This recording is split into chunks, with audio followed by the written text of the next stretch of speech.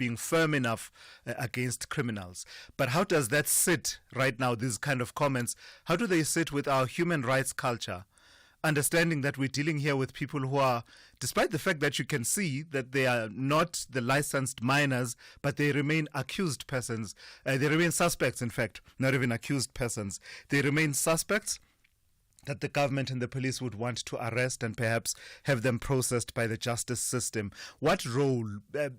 I don't know. I don't have a position on this. How firmly should they go in terms of dealing with this problem that you and I have said contributes to other ills in society? But at the same time, how do they remain humane? How do they not act callously in that particular context? And we don't know how that situation is going to play itself out in the coming hours, days, and weeks. And then could there be a situation where these comments are later regretted as we see the situation unfold? I don't know. Engage me. I'd like to hear from you. I'm open. I'm as open as you can be. The number to dial 086 000 2032. You can also send a WhatsApp voice note on that situation on 061 410 4107. In fact, a bit later on in the second hour, we'll play as much of that clip as possible for you to make up your own mind and engage and let us know what you think of that. And that will be just after 7 a.m. here on the show. The other issue that is sort of weighing on my mind. I saw comments by the Minister of Health, Aaron Motsoaledi, regarding interactions with the Global Fund about this story that has been in the news, sort of in the background, and perhaps should enjoy more of the spotlight. It's an investigation by Daily Maverick and Amapungane. And this has to do with a tender for the installation of oxygen to 55 hospitals, and it's valued at about 438 million rand or thereabouts. Part of the money that is involved in this tender, which we are told went to a company that doesn't have the required registration with the South African Health Products Regulatory Authority, SAPRA. Part of that money, we're told, came from the Global Fund, and Minister Motsoaledi had to relate to parliamentarians how when this story broke, he was actually in the company of some of the leaders of the Global Fund in Brazil, and now they are going to send their own teams to observe the investigation of this matter. It got me thinking. The Global Fund is a developmental partner to South Africa. They help fund some of our initiatives in health, including the massive, HIV treatment program that we have, one of the biggest in the world, if not the biggest public health treatment for HIV. It got me thinking about what is the cost of corruption and failure to manage public finances properly that you and I will never realize, that you and I will never really factor into the equation. It's quite easy for us to say, this money that was stolen could have gone to do this, to build this and that, could have gone to advance this initiative, that initiative.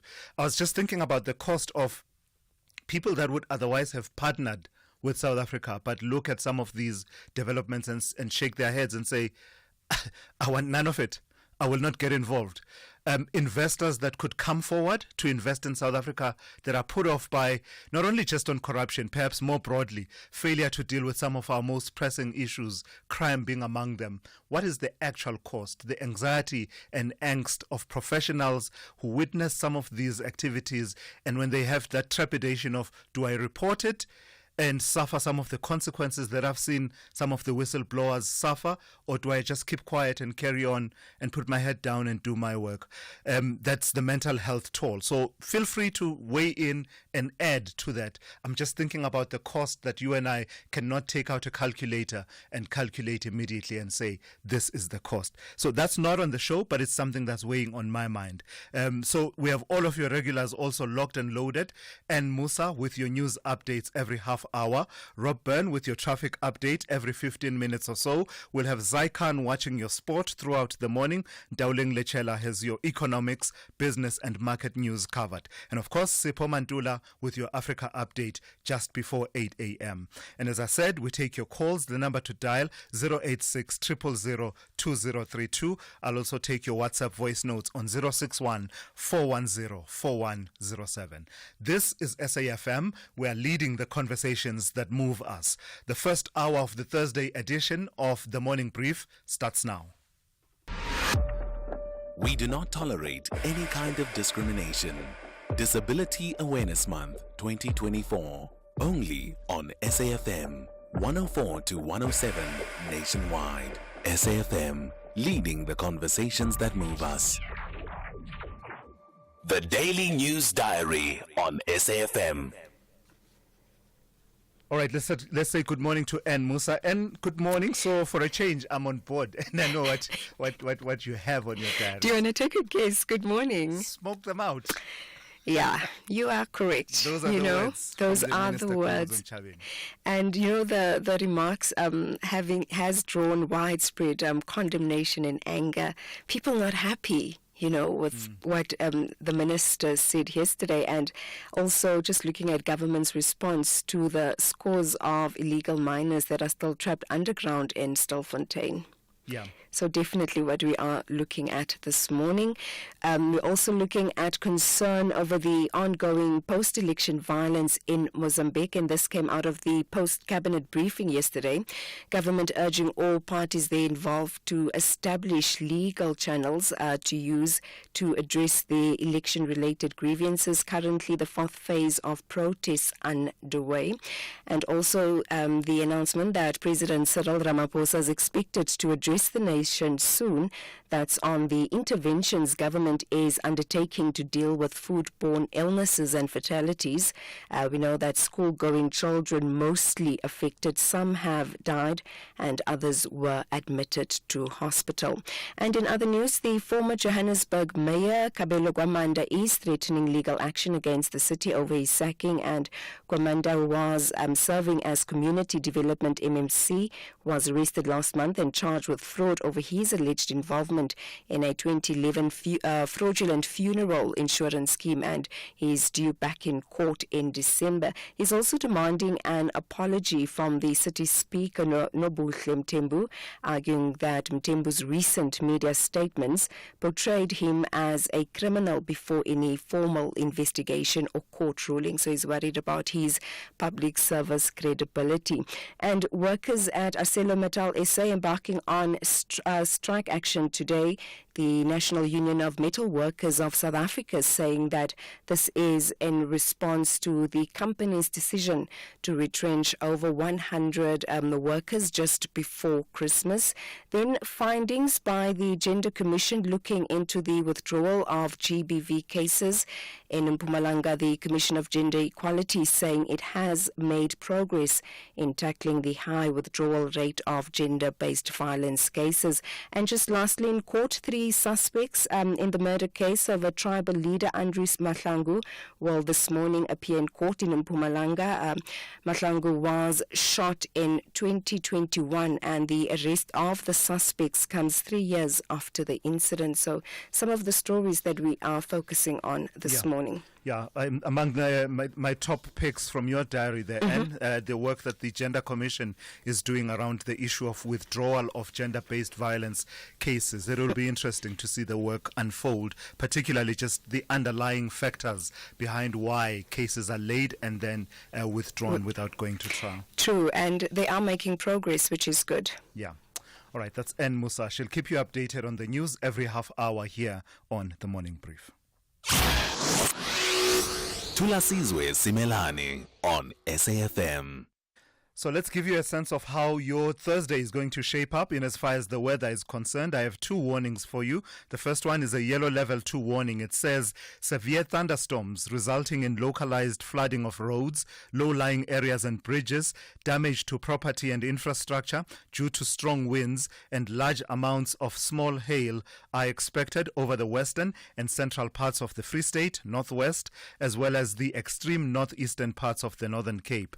The other one is a yellow level 1 warning, damaging winds resulting in difficulty in navigation at sea for small vessels and personal watercraft, for example kayaks, is expected are expected, which may lead to vessels taking on water and at risk of capsizing in locality between Alexander Bay and Cape Point in the early morning. The last one is a fire danger warning. It says extreme fire danger conditions are expected in places over the David Kraper, Kai Igarib and Joe Morolong local municipalities in the Northern Cape, as well as Kagiso Molopo local municipality in the Northwest. The rest of your weather looks like this. Pretoria will be cloudy with isolated showers and thunder showers with a minimum of 14 and a maximum of 25. Johannesburg is cloudy with scattered showers and thunder showers, 13 to 24. Mbombela will be cloudy with morning fog and drizzle with a minimum of 14 and a maximum of 21. Polokwane is cloudy in the morning, otherwise partly cloudy, 13 to 21. Mahikeng partly cloudy with scattered showers and thunder showers, 17 to 27. Bloemfontein partly cloudy with isolated showers and thunder showers, 13 to 27. Kimberley will be fine, becoming partly cloudy with isolated showers and thunder showers, 15 to 33. Cape Town will be fine. The wind will be fresh to strong southeasterly with a minimum of 16 and a maximum of 27. George is cloudy in the morning, otherwise fine, with the wind being light northeasterly, becoming moderate easterly to southeasterly with a minimum of 13 and a maximum of 21. Gqeberha will be cloudy at first, otherwise fine. The wind will be light to moderate easterly, freshening in the evening, 13 to 21. East London is cloudy with morning isolated showers and rain. The wind will be light and variable at first, otherwise light to moderate southeasterly, becoming northeasterly in the evening, 14 to 20. Durban is cloudy with isolated showers and thunder showers. The wind will be light southerly to southeasterly, becoming easterly to northeasterly from late afternoon, with a minimum of 16 and a maximum of 21. Richards Bay will be cloudy with isolated showers and thunder showers. The wind will be moderate southerly to southeasterly, becoming light easterly to northeasterly from the evening, 20 to 23. And finally, Pietermaritzburg will be cloudy with scattered morning showers and rain with a minimum of 11 and a maximum of 16. Our role must be to seek to build a better world. SAFM invites you to our annual public lecture delivered by former Minister Dr. Naledi Pandor. The theme for the lecture is 30 Years of South African Freedom, reimagining South Africa's democracy, achievements, challenges, and the road ahead in protecting our democratic gains. The lecture will take place on the 21st of November 2024 at the Birchwood Hotel and Conference Center. Secure your seat by emailing us at info@safm.co.za. Today, I'm part of seeking to build a better South Africa. SAFM, leading the conversations that move us. Worldview Update, bringing you closer to international or global news. Let's cast our eye over to the United States now, where the U.S. President-elect Donald Trump has announced that businessman Elon Musk will co-lead a newly created Department of Government Efficiency under his presidency. According to Trump, the role is aimed at creating a more efficient government. Musk and Trump enjoy a close relationship, as you know, with the tech businessman having donated millions of dollars towards helping Trump get elected. Let's bring into the conversation Brooks Spector, who is the associate editor at Daily Maverick. Good morning to you, Brooks, and thank you for your time. So my understanding is that this is not an official position, as you know, as to need confirmation by the Senate, for example. So why is it important that Trump has appointed Elon Musk alongside Vivek Ramaswamy to this newly created department? Well, good morning. Good to be with you. Let's be absolutely clear. There is no department. Government departments are only created by an act of Congress, which has not met, let alone considered, this idea. And so, therefore, there is no official office, there is no official department, there's no budget, there's no staff, there are no enabling legislative elements, it's performance art, let's put it that way. He's made a pledge that he will cut waste, sloth, inefficiency, And he's decided to reward Elon Musk, who gave him $120 million in the campaign through a super PAC, a political action committee, with this quote unquote appointment. He's basically going to have the authority that the president gives him to winnow out things that he thinks, or that they think, are wasteful or useless or too expensive or whatever. The very fact that Musk says he's going to find $2 trillion to cut or to recommend to be cut, that basically is all of the discretionary money that is appropriated for everything besides interest on the national debt, Social Security, the old age pensions, Medicare and Medicaid. Salaries, all real government departments fall within that $2 trillion rubric. This is an effort to give Elon Musk something fun to do and something to placate people who think the government is composed entirely of fraudsters and thieves. Sure. But it's interesting, is it not, Brooks, coming as it does, as we are all now starting to get a sense, does it give us a sense, for example, of the administration shaping up and some of the appointments that Trump is likely to make when actually now making appointments into actual departments? I saw the name Marco Rubio being mentioned for Secretary of State, for example. Well, yeah, he's gotten quickly off the starting blocks with naming people he wishes to nominate for these positions. Marco Rubio, the senator from Florida, is, by most standards, a perfectly reasonable nomination. A lot of experience in government, not given to often, anyway, wild and exuberant statements about things. And if Marco Rubio sticks to his normal principles, which apparently have been a little bit flexible, but never mind. If he sticks to those, then that's a credible appointment. But three others that were made in the last day or so, Congressman Matt Gaetz from Florida to be Attorney General, Peter Hegseth to be the Secretary of Defense, and Tulsi Gabbard to be Director of National Intelligence. Those three are extraordinarily, I'm going to use a word I don't often say on radio, bizarre. Okay. Peter Hegseth has no experience running what is arguably the world's largest bureaucracy, and one of the most convoluted and complex ones, as well as obviously one of the most lethal ones. He's a TV host, and yes, he served in the military, but that's, they're not going to make me Secretary of Defense either, and so did I. Serving in the military is very different than managing the entirety of the Department of Defense. Matt Gaetz has been a gadfly in Congress, but not a serious player in most respects. And Tulsi Gabbard doesn't even have any background in the intelligence world. She served in Congress from Hawaii and used to be a Democrat.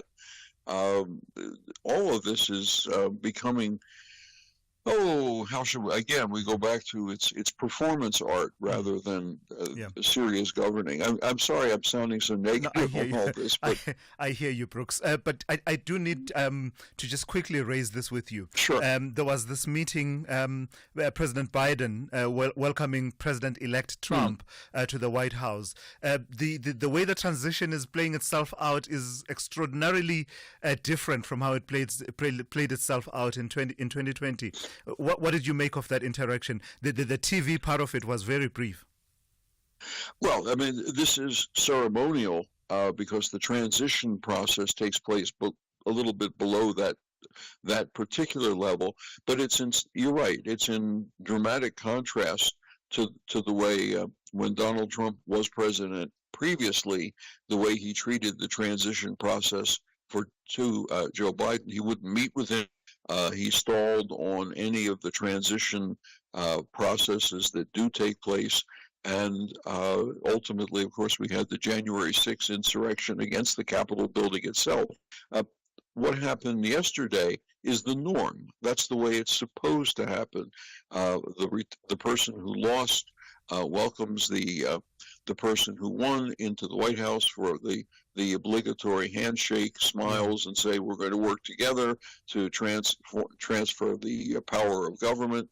And then the two men separate, and the transition team takes over. But so far, at least, the Trump transition team has begun to release names that are shocking people in the United States for the most part. Right. We'll see how it works out in the end, but none of this so far has been, except as we've discussed, Marco Rubio, none of this has really been something that anybody would have expected to happen. All right, and don't wait for Elon Musk to be sworn in as a cabinet member. Yeah. Brooks Spector there. Thank you for that. That's Brooks, Brooks Spector, who is associate editor at Daily Maverick. Let's check in now with Ann Musa with the latest news headlines.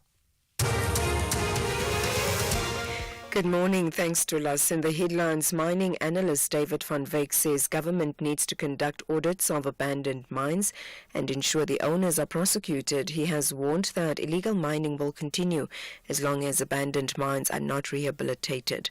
Minister in the Presidency Kumbutso Ntshavheni has confirmed President Cyril Ramaphosa will address the nation this week on government's response to the rising incidents of suspected food poisoning in the country. And the presidency says there's an increase in the vetting of senior government officials that are being employed in the public sector. I'll have details on these and other stories at 7. SAFM, guiding you through the rush hour traffic.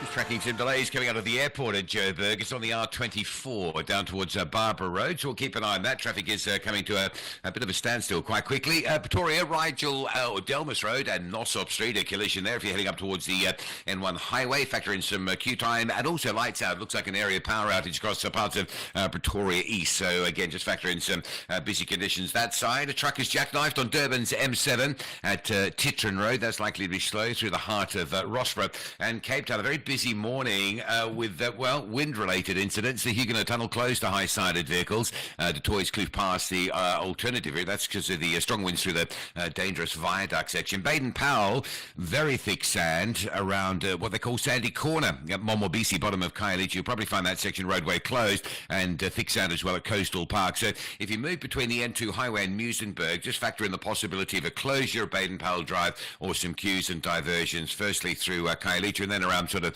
Lotus River and Grassy Park to bypass that Coastal Park area. And there's been a crash on the busy N2 inbound. It's happened by Borchard's Quarry. Traffic coming in from Khayelitsha under quite a bit of pressure towards the airport area. Rob Byrne, SAFM Traffic. This is SAFM Sport with Zai Khan. Good morning to you, Zai. So yesterday we were all energetic in our typical fashion, you and I, but not even our cheers, as loud as they were from Radio Park, could help the Proteas. No, I mean, but listen, they had to really swat really hard because there was flying ants, a power glitch, and poor Marco Jansen as well. I mean, he just couldn't get it together. But nevertheless, we'll look forward to Friday. Well, they'll be back at the Bull Ring. That's the Proteas. But yesterday at Centurion, the Proteas nearly pulling off an incredible chase. But India triumph by 11 runs in that T20 match. Despite Marco Jansen's sensational maiden half-century and some massive sixes, South Africa couldn't overcome India's 219 for 6. And there was also a century from Tilak Varma. He had 107 not out. And Proteas captain Aiden Markram showing glimpses of brilliance, but it wasn't enough. India leading the series 2-1, and South Africa heads to the Bull Ring. come Friday. So looking forward to that.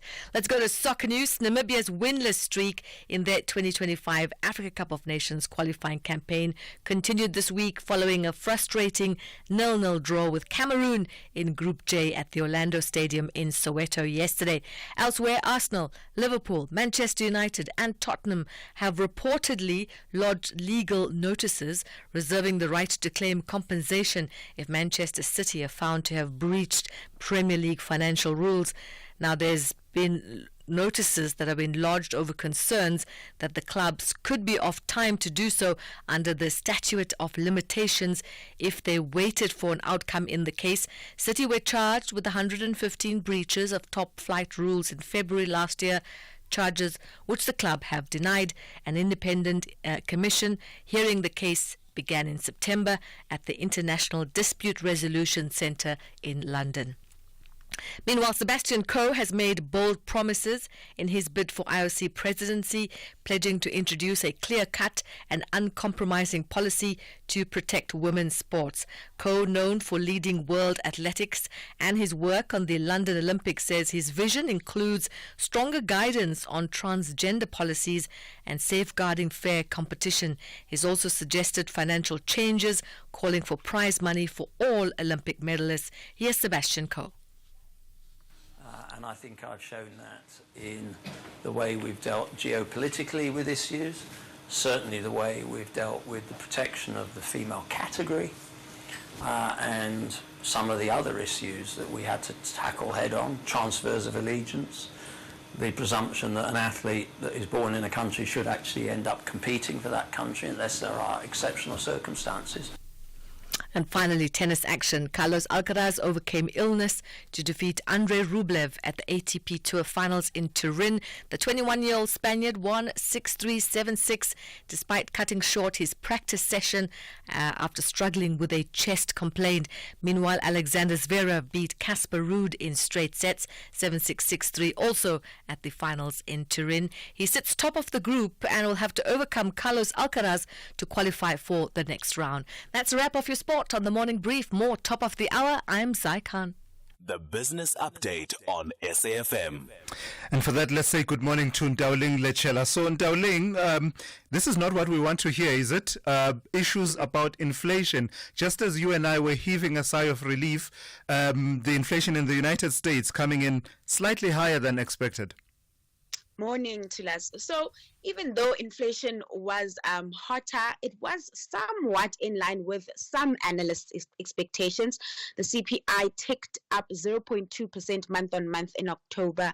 On an annual basis, prices rose 2.6% from 2.4% in September. The core inflation index, excluding food and energy costs, remained steady at 3.3%, also aligning there with economists' projections. Although inflation has decreased significantly since its 40-year peak in 2022, many Americans continue to face financial strain following prolonged price increases. Now, the latest inflation reading has moved further from the Fed's 2% target, potentially complicating the central bank's monetary policy strategy, especially with a new administration taking office in January. Now, Chief Economic strategist at Morgan Stanley Wealth Management, Ellen Zitner, noted that while the CPI didn't hold any surprises, the Fed is likely to cut rates again in September, but uncertainty surrounding tariffs and other policies in 2025 may lead to fewer rate cuts, with the possibility of a pause as early as January. What's happening with the luxury goods market, Ndauling? Have you not been traveling around Dubai, Shanghai and the likes and doing your usual annual shopping? I see that you're saying it's set to record its first slowdown since 2008. Unfortunately, I haven't been doing the shopping, Thulas. It seems like everyone else is not doing any shopping. I mean, we've been talking about high inflation and interest rates weighing on consumers' purchasing power. And an industry where this is obvious is the global luxury goods market. According to Bain and Company's annual luxury report, that market is experiencing its first slowdown since 2008, driven by economic uncertainty, inflation, and weakening demand from China. Now, higher costs and slowing customer loyalty led shoppers to shun high-end brands this year, and so analysts at Bain & Co are projecting a 2% contraction in the luxury sector for 2024. Now, the report revealed that global luxury spending will remain steady, fueled by growth in luxury travel, fine wines, and gourmet dining. Luxury cars and hospitality also showed resilience. More pain is being felt in the retail market as China's economic struggles impacted luxury brands, the likes of LVMH, Burberry, Gucci owner Kering not faring well and missing revenue targets. Cartier owner Richemont sales also fell 1% due to weakened Chinese demand. Despite this year's challenges, Bain predicts a gradual recovery next year, driven by European, US, and Japanese markets. Luxury demand in those regions showed quarter-on-quarter improvement, driven by favorable currency exchange rates and luxury travel. All right, lastly, your first recap of the markets and currencies for us in this hour.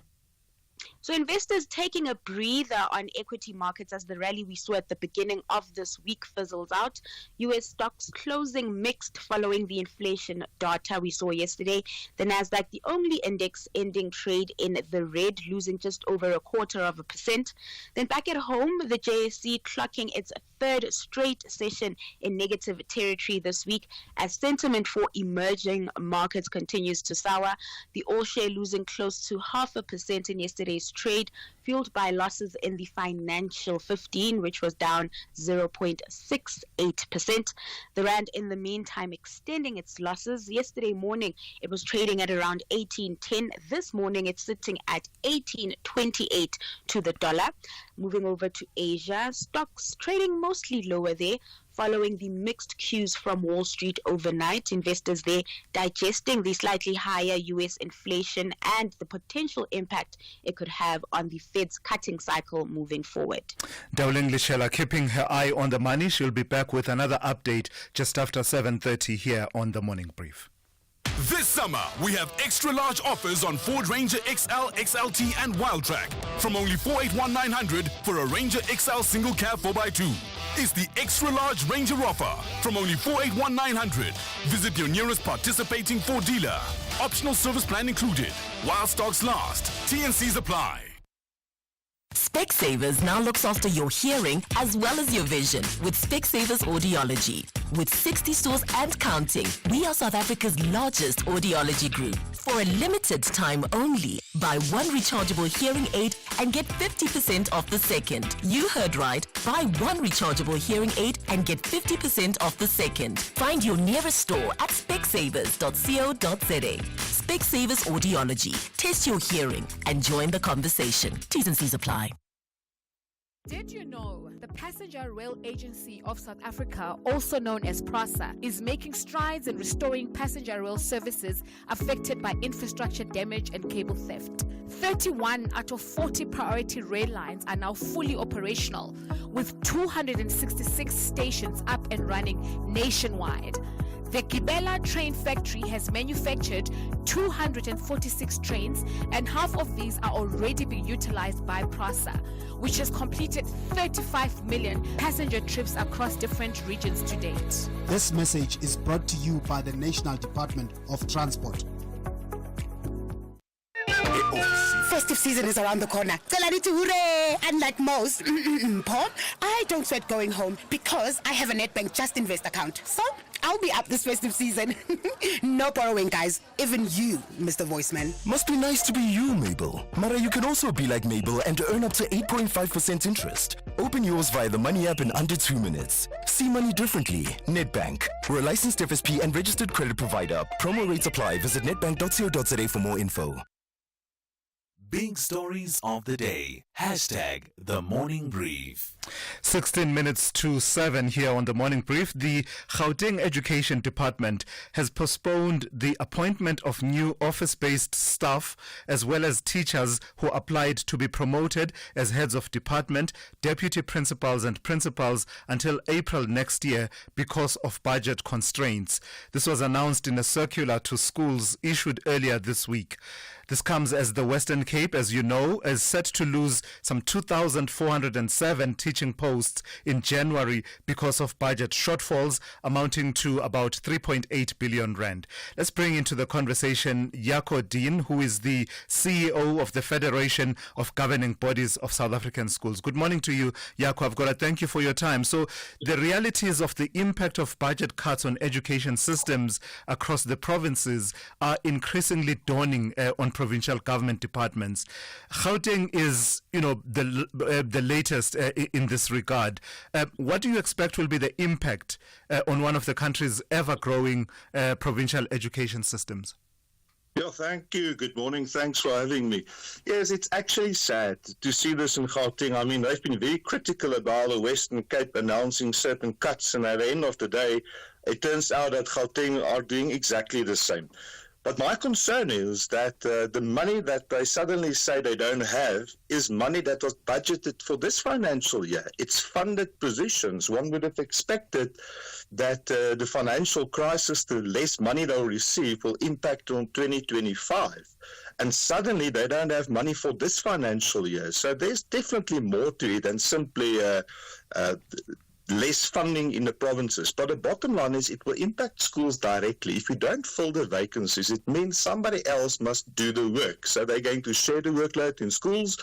There'll be less educators, and normally beginning of the year you need your full staff complement with all the administrative work and leadership you need.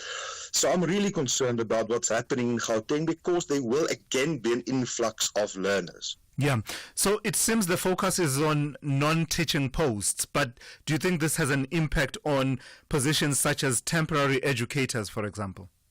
No, for sure. I mean, it's not only the non-educated posts, it's also your promotion posts. That will be your head of departments, that will be your deputy principals, as well as the school principals. A number of our members just went through the full process of shortlisting and interviews for vacant positions, and now they're told we're not going to fill those positions, and that will have a huge impact at those schools, specifically going into the start of a new academic year. So it's not only admin, it is also leadership in schools. What do you think is then the impact on issues such as the norms and standards of basic education beyond Gauteng now? Gauteng is just the one example we're talking about this morning, but there are other provinces affected by these cuts, including provinces such as KwaZulu-Natal. Yeah, if we look at the norms and standards for school funding, that's the subsidy the provinces must pay over to the different schools. Now, 5 out of the 9 provinces have made the full payment. That will include Gauteng. But I mean, your bordering province in Gauteng, Limpopo, they only paid 70% of that allocated payment. Eastern Cape, 65%. KZN, they're on 62%, and some schools haven't even received the norms and standards payments for last year, and Northwest is on 50%. But just to give you some perspective, if it's a no-fee school, in other words, you cannot charge school fees in those schools. They solely depend on the national norms and standards funding, or the subsidy amount paid from the department. And that amount in a no-fee school is 1,672 Rand per learner. So if you don't get that amount, then you cannot pay the basics in your school. That's meant for learning and teaching material, for cleaning material, something as basic as toilet paper and photocopy paper. And so those schools are really in serious trouble if they don't receive the money. What are the alternative pathways to these cuts that we are seeing? So what's the alternative, given that, systems such as the Gauteng provincial education system keep on growing, and in the next 2 months or so, you and I will be talking about the new intake and people moving around in metropolitan provinces such as these. How do these provinces manage the pressures that are coming, budgetary pressures that are coming from a national level, while at the same time maintaining a level of education that is appropriate for pupils? Yes, I think the answer is threefold. Let's deal with the Western Cape and Gauteng first. I mean, that there should be a special dispensation for those two provinces where we see an influx of learners. Now, technically the money should follow the learner. So if the learner moved from one province, let's say the Eastern Cape to the Western Cape, the money must follow the child, but we know that process takes about 3 years. It's too long. So those provinces need some interim relief to accommodate the learners and to appoint the teachers. But in all other provinces, we cannot really talk about budget cuts. It's the education budget that doesn't grow as fast as all the other budgets, so they're on a slower pace. But the money is there. I'm more concerned about how we manage the finances in the provinces. We have too many bureaucrats in the system. We've got too many projects and institutions and structures that doesn't really contribute towards the quality of education on grassroots level. And thirdly, we need the money on school level. We don't need all the layers. Rather strengthen the money on grassroots level, help the schools, because that's where education takes place. It's on a school level where the learners attend, and the money must get down to the lowest level. Rather create capacity on that level and get rid of all the bureaucratic layers and all the additional systems that doesn't really help education. All right, thank you for that. That's Jaco Dean. He is the CEO of the Federation of Governing Bodies of South African Schools.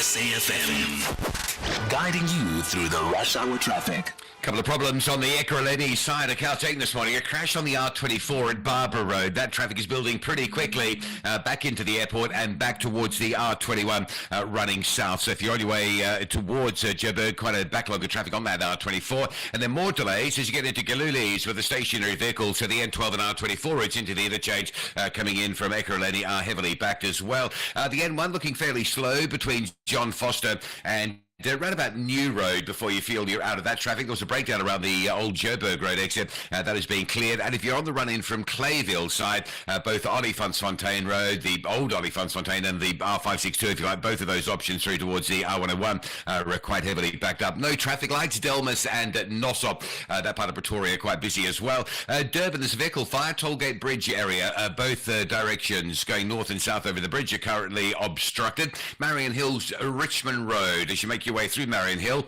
up towards Pinetown. That's been a busy run this week, and it's probably even busier this morning. Queues from sort of Klaarwater side all the way through up to sort of Milky Way, central Marion Hill area. And Cape Town, bit of chaos on the N2. There's a crash near Borchard's Quarry. That's causing a delay inbound from as far back as Spine Road, Khayelitsha. And then you'll pick up some more traffic between Robert Sobukwe and Hospital Bend on that section. So the N2 is busy today. Baden Powell now officially closed at Monwabisi. That's due to thick sand at Sandy Corner. There'll be some diversions via Khayelitsha and then sand at Coastal Park. I'm not sure if that section's closed, but there's some very heavy traffic, Strandfontein through to Muizenberg, and unadvisable to travel that Coastal Park route. So expect some diversions via Strandfontein, Lotus River, round through Grassy Park and down to Muizenberg side. Rob Byrne, SAFM Traffic. The SAFM playwriting competition is back. After receiving hundreds of entries last year from South African writers of different ages and ethnic groups sharing their stories, now the time is yours. It's your story. You decide. SAFM invites all writers to explore the medium of sound, the theatre of the mind, and to create a 1-hour radio play in English. Get writing now and submit your play before the 3rd of February 2025 for a chance to win one of 3 large cash prizes. For more information, visit safm.co.za. SAFM, leading the conversations that move us. The only talk radio morning breakfast show that makes sense. The Morning Brief with Thulasizwe Simelane. 7 minutes to 7. The Fuel Retailers Association says it will use its 6th conference next week to reflect on and celebrate 30 years of successfully executing its mandate. The association has the mandate of promoting and protecting the interests of all fuel retailers in South Africa. The conference will take place under the theme Evolve Together through unity in action. For more on this, I'm joined by Regis Sibia, who is the CEO of the Fuel Retailers Association. Good morning to you, Mr. Sibia. I've got to thank you for your time. In a nutshell, how would you describe the past 30 years of your association's existence? Good morning to us and good morning to your listeners. Yes, it's really been a complex history. It's a rich history. It's organization that was formed just by a handful of foresight fuel retailers, and we have been very active, and we believe we've made a lot of meaningful contributions. Firstly, in the areas of regulatory and legislative, issues. Yeah. Where we've driven really the Petroleum Products Act and its regulations to ensure that it actually delivers the mandate of sustaining the fuel retail, activity as such in the value chain. And we have been very also active in the areas of advocacy. And I still remember you actually once interviewed me yes, on the issue of the Road Accident Fund. We were the first people that really took it to Parliament as a solution that should be looked at. And yes, it has not been implemented, but we are still grateful that the government has not dropped it completely off the list. Yeah. So those are the issues that we are driving, and also the issues of ensuring that there is no proliferation of service stations. If you go to other countries, even our neighboring countries, retailers are bleeding because of just service stations mushrooming at every corner, taking away from the existing ones. Why is that an important element, Mr. Sibiya? Someone will say competition is good in a market, in any market, but I suppose there are good reasons why you don't want a proliferation, as you put it. Because unlike any other business, the business of fuel service station is volume driven. And you only got so many, new cars coming in. So the growth is actually not, like any other growth in other markets. And also the margins are very tiny and they are regulated. So it's not a healthy competition where you are actually constrained in terms of what prices you can actually do or charge to motorists. But be as it may, if you go to other countries, as a result of that, the service stations are actually falling off the radar. And we've got history of that even in the markets like UK, where it was not controlled, and now actually it is a problem. But be as it may, that's just one of the issues, because our mandate is to ensure the sustainability of the existing, fuel retailers. And then also the other things, let me let you carry on to that. No, it's all good. I wanted to ask you about the transformative potential of the industry, being able to open up, because if we break it down to its bare minimum, that's what it entails, being able to run a service station and sell, fuel to motorists. Has the transformative potential been realized, in your view, over the last few years, given that you are dealing with a highly regulated product? And I remember you telling me at some point that the margins are not really that great. So the transformation, I'll take that question in two ways, or address it in two ways. So the transformation in terms of like black empowerment, it's slowly progressing. It's not really where we want it to be, but there is a lot of other issues that we have been involved in. Exactly the issue of margins that are actually reducing, and the volumes that are reducing. And we are saying to the government, now you cannot be looking at reducing the margins when you are actually looking at transforming the sector, because most of these, historically disadvantaged entrants, they come highly geared to us. And the current service station, let's say of 300,000 liters a month, which is a benchmark service station, you can barely make it if you've been a retailer for a long time. But if you're going to come in still having to service alone, it is just a recipe for disaster at the moment. And we are actually seeing, the new entrants coming in and going out, which is the area that we still very vocal as FRA that it needs to be addressed. Yeah. On the second part of transformative agenda, which links to our conference theme, which has been evolving from a changing landscape, and now we say let's evolve together on this changing landscape. How do we transform our sector in terms of the skills development. As you know, with technology coming in, we need to evolve with technology. We need to have the skills development playing a central role in preparing our youth for new, jobs in the future, which may no longer exist even in our own sector. How do we actually then ensure that we start addressing those issues? How do we actually introduce the issues of, energy transition? In a distant future, we'll be having electric vehicles. So that is a transformative agenda as well that we actually driving in this conference, Thulas. Fascinating. And we are very excited about it. Yeah, it sounds exciting. Thank you for that. Regis Bia is the CEO of the Fuel Retailers Association, bringing us to 7 a.m. Let's check in with Ann Musa with the latest news headlines. Outsurance will go out of their way to try and save you money on your car insurance. If they can't, ask for 500 Rand. SMS out to 30754. Now that's good news.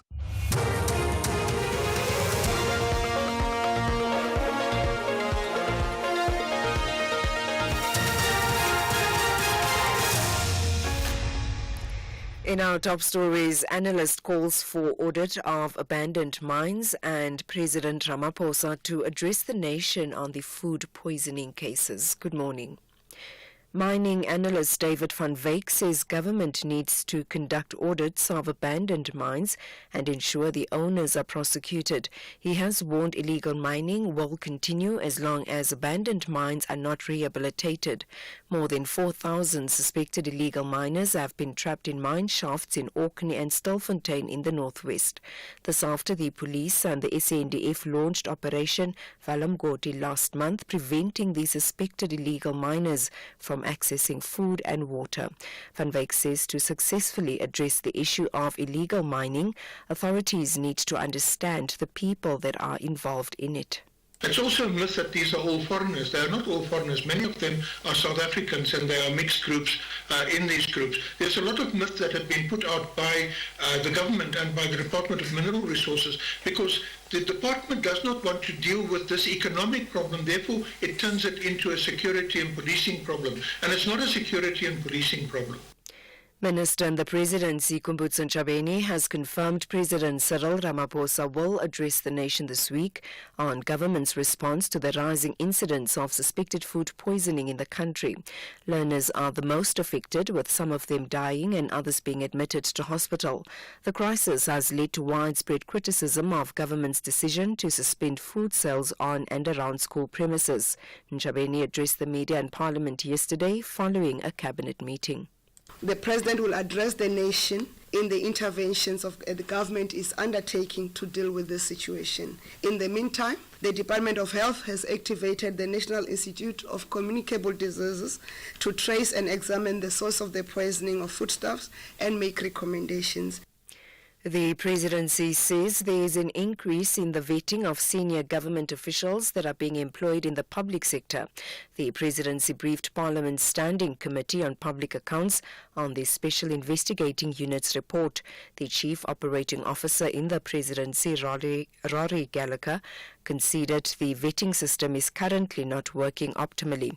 He says there are also challenges in the application of necessary consequence management. Lifestyle audits is part of Hopper's job. It came up in the question. Vetting, and by the way, Chairperson, vetting does happen. We don't deny that there's a backlog in vetting. Again, it's a resourcing, it's a vacancy, it's a backlog issue that we need to catch up. But senior officials are vetted. Is every single senior official in the job vetted in time before they are given access? Admittedly not. And we're aware of that, and we're busy addressing that.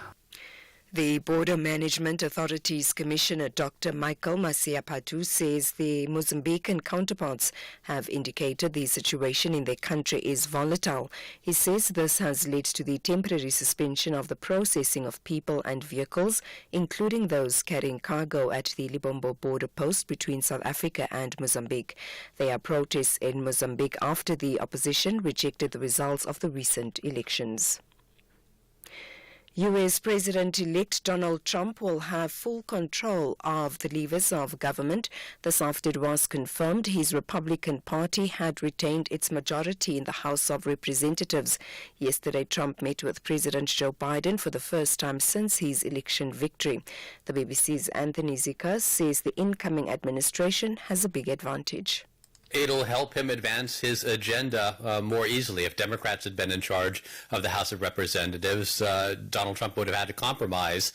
But with Republicans in control in the House of Representatives and in the Senate, it means there's going to be a much smoother process for enacting things like finding the funds to support mass deportation and increasing U.S. tariffs on foreign goods.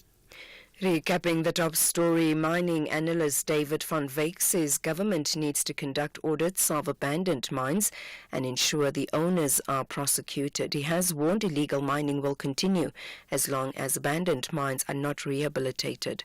For SFM News, I am Ann Musa. Those were the top stories for this hour. Don't miss out on a possible car insurance saving. SMS out to 30754 for a quote. Outsurance, where you always get something out. Black Friday is the buzzword of the month, but with the great car insurance savings from Outsurance, you can celebrate Black Friday all year round. SMS out to 30754 for a quote today. If Outsurance can't beat your car insurance premium, ask for 500 Rand cash. And make that 1,500 Rand cash if you've been claim-free and with the same insurer for 3 years. Monthly savings if they are cheaper, or cash in your pocket. It's a win-win for you. SMS out to 30754 to switch and save today. That's out to 30754. Outsurance, where you always get something out. A licensed insurer and FSP. T's and C's online. SAFM, guiding you through the rush hour traffic.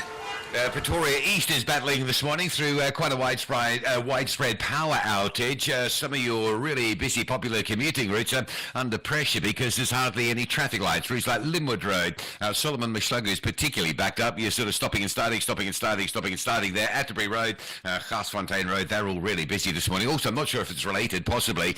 Solomon Mhlanga coming out of the Mamelodi area down through Bronkhorstspruit Road towards the N4 is quite heavily backed up as well. Joburg side, the breakdown at Galuli and 12 and R24 routes heavy coming in from that Ekurhuleni side again. Vehicle fire being attended to on Durban's Tollgate Bridge over the N3, so just watch for some possible disruption there this morning. And Cape Town, quite a lot happening due to the wind. The sand on the tracks is with us again between Simonstown and Fishhook, so that shuttle line is suspended. You'll have to make your own way to Fishhook to hook in with the train service. Baden-Powell closed at Khayelitsha due to sand, thick sand at Monwabisi. Very sandy, thick sand at Coastal Park. I'm not sure if the road's closed, but there's some heavy backlogging coming in from Strandfontein direction, Muizenberg. Probably a good idea just to stay away from Baden-Powell this morning. They want to go trundling through there, sitting in traffic. They may be getting bogged down in the sand as well. And also a crash and a breakdown into inbound just by the airport, keeping traffic levels high and slow coming through Khayelitsha towards the airport runway area. Rob Byrne, SAFM Traffic. A very good morning to you in your SFM sports headlines. Let's look at the Springboks and their attack coach. He says that the Springboks will continue to play Bok rugby. That's according to Tony Brown. And in soccer news, the goalkeeper Sage Stevens cherishing his Bafana call-up at the age of 33. Let's find out more at around 7:30.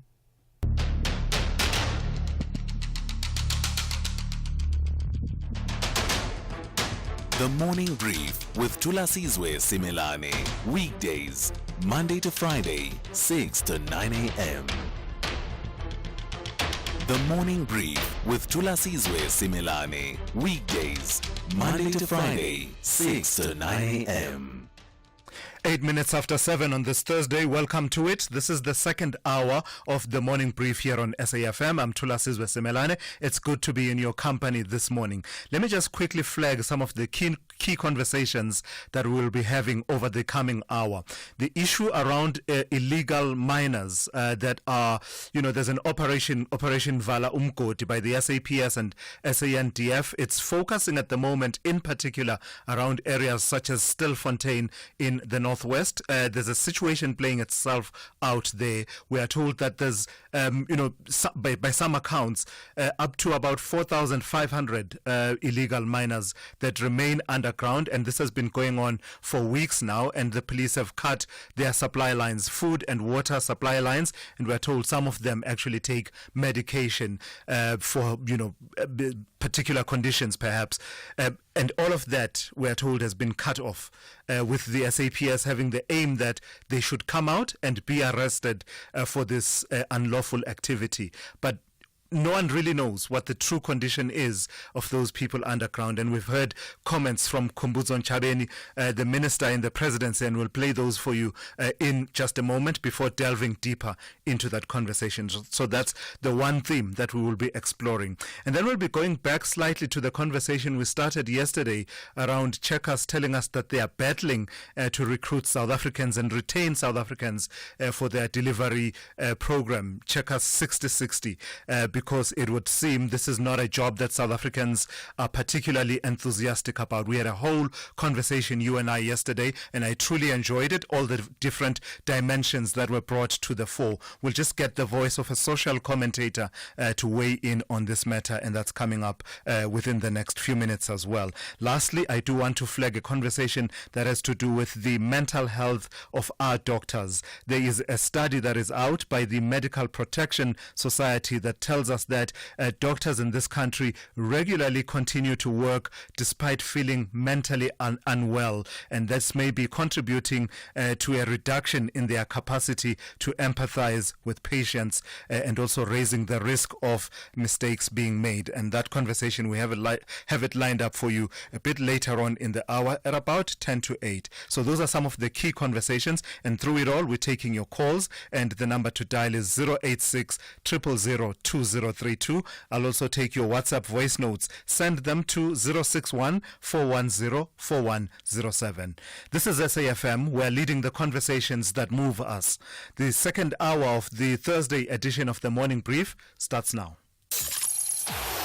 Lina Lakake Tlompokekana, I'm former Mamelodi Sundowns captain. I'm a sports analyst Lago SABC Sport. When I'm home, I try by all means to practice cooking. My favorite home cooked meal, I'll go for pap and masonja because I can prepare that with easy. What do I normally get up to when I get a moment to myself? I would easily, play my guitar. I try to practice a lot of Tracy Chapman. My favorite foreign language is French. Bonjour. So if I didn't play beautiful football, I think I was gonna be a baseball player. What do I like about SABC Sport is the fact that we given an opportunity to educate. Catch the exciting Diski analysis by Sompo Long Range Kekana on match days live on Latuma. Proudly brought to you by SABC Sport. For the love of the game. Thulasizwe Simelane on SAFM. All right, let's begin our focus on illegal mining. Comments coming out yesterday from the minister in the presidency, Minister Khumbudzo Ntshavheni. You and I are always talking about how we need government to have a firm hand on crime and criminality.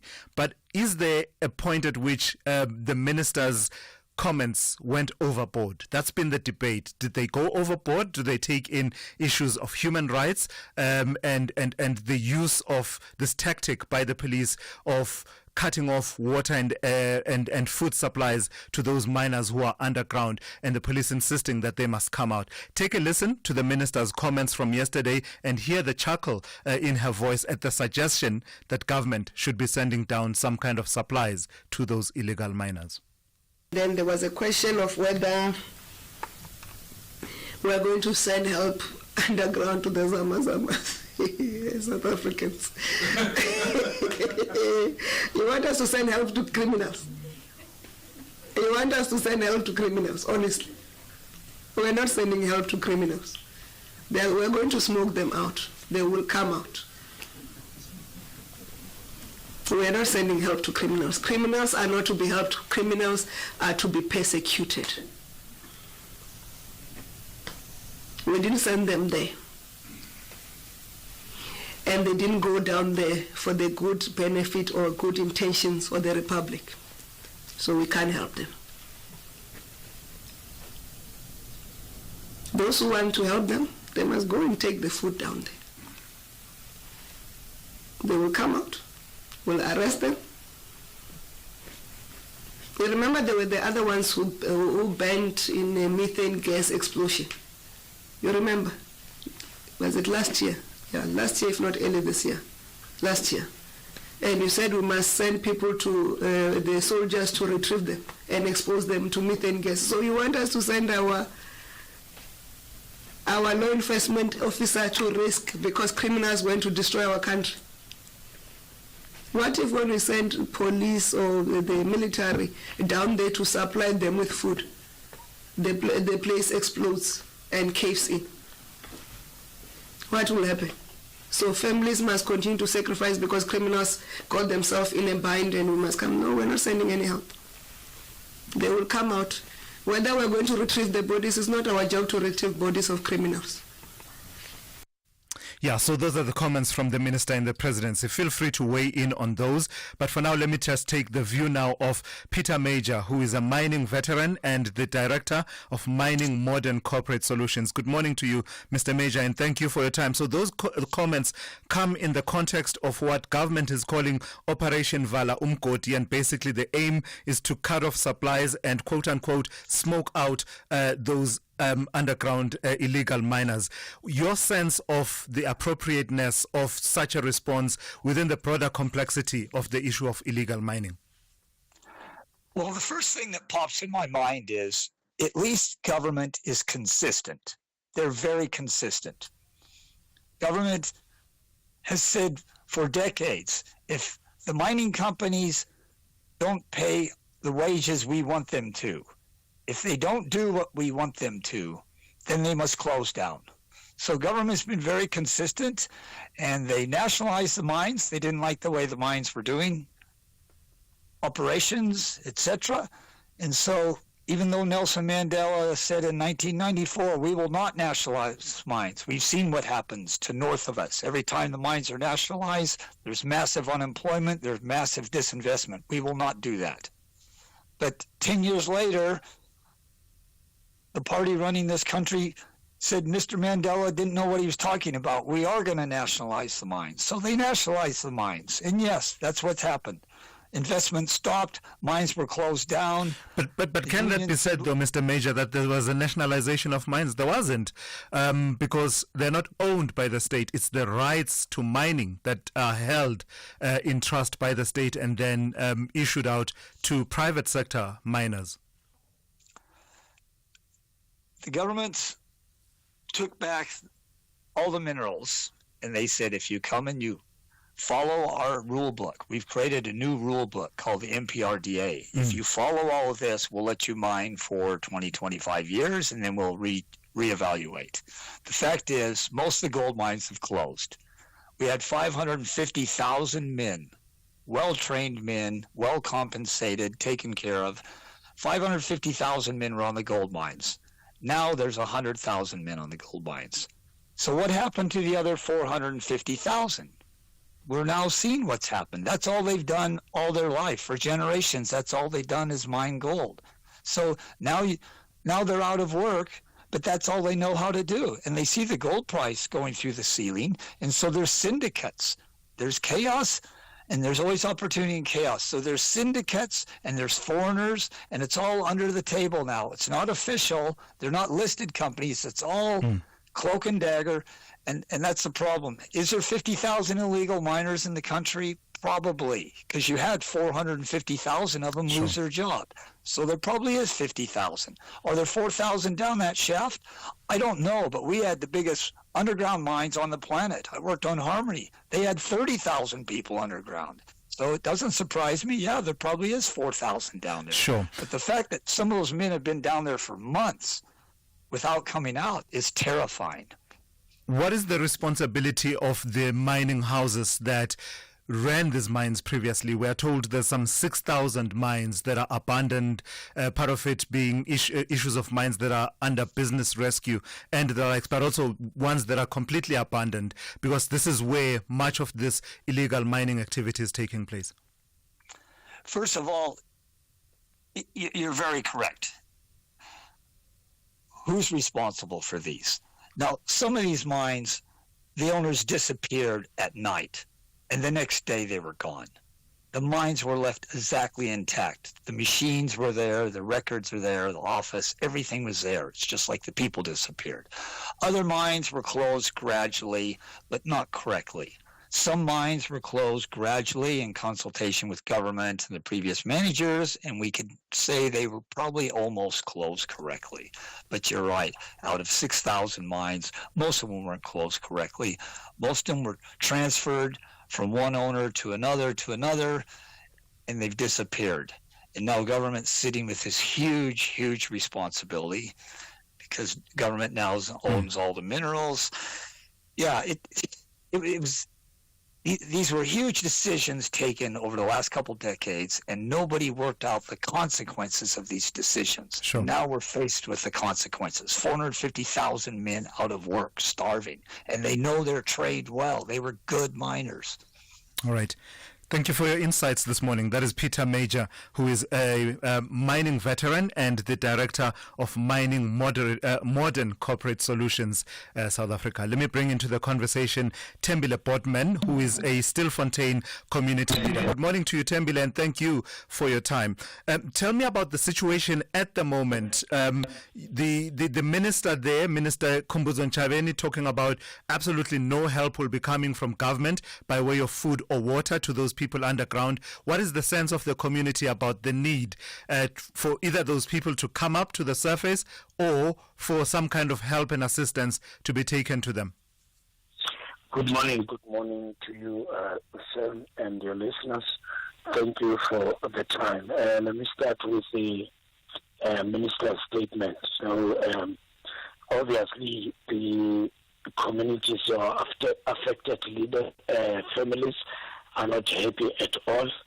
There was an irresponsible statement from the minister, from a person of her caliber. I mean, like Mr. Peter Mayer just explained, the mining industry. I don't think the minister is also informed of what is happening, that background that the Mr. Peter is giving.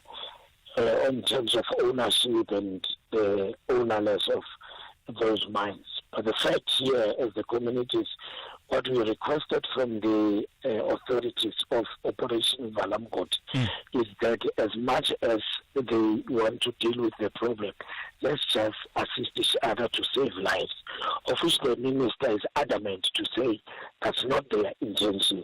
So obviously that says it's genocide. It says the government is prepared to kill everybody who's there. The fact is, you cannot say they must just come out whilst you don't even come on the ground and see the situation.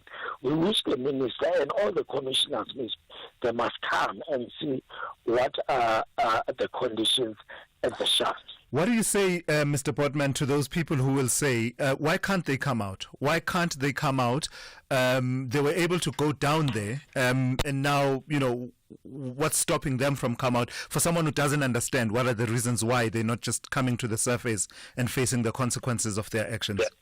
The reason for them not to be able to resurface is that they can't. How did they go down? There were operators on surface that were controlling the rope as they were going down. I mean, the depth of the hole there, it's 1,800 meters. That was operated from the surface. So it means when you are inside, you cannot be able to resurface by yourself. You are entirely depending on the person who's on top of the ground. I see. Now, when Operation Valamgodi happened, they just came and closed the surface holes, and obviously the operators ran away. Obviously, the people who were supplying food, they could not supply food. That's how they were getting food, because those operators were taking food down. So you are saying to me, if I understand you correctly, Mr. Botman, the demand that says we will not take food to them, they must come up, simply cannot be met physically and logistically. It's just not possible. It's not possible. In fact, that's the statement of admission of saying we are killing them. But when you say we can't give them food, they must come out, it means government is confirming that we are actually killing them. All right, Mr. Bodman, thank you for your time and your insights this morning. That's Tembile Bodman, who is a Stilfontein community leader.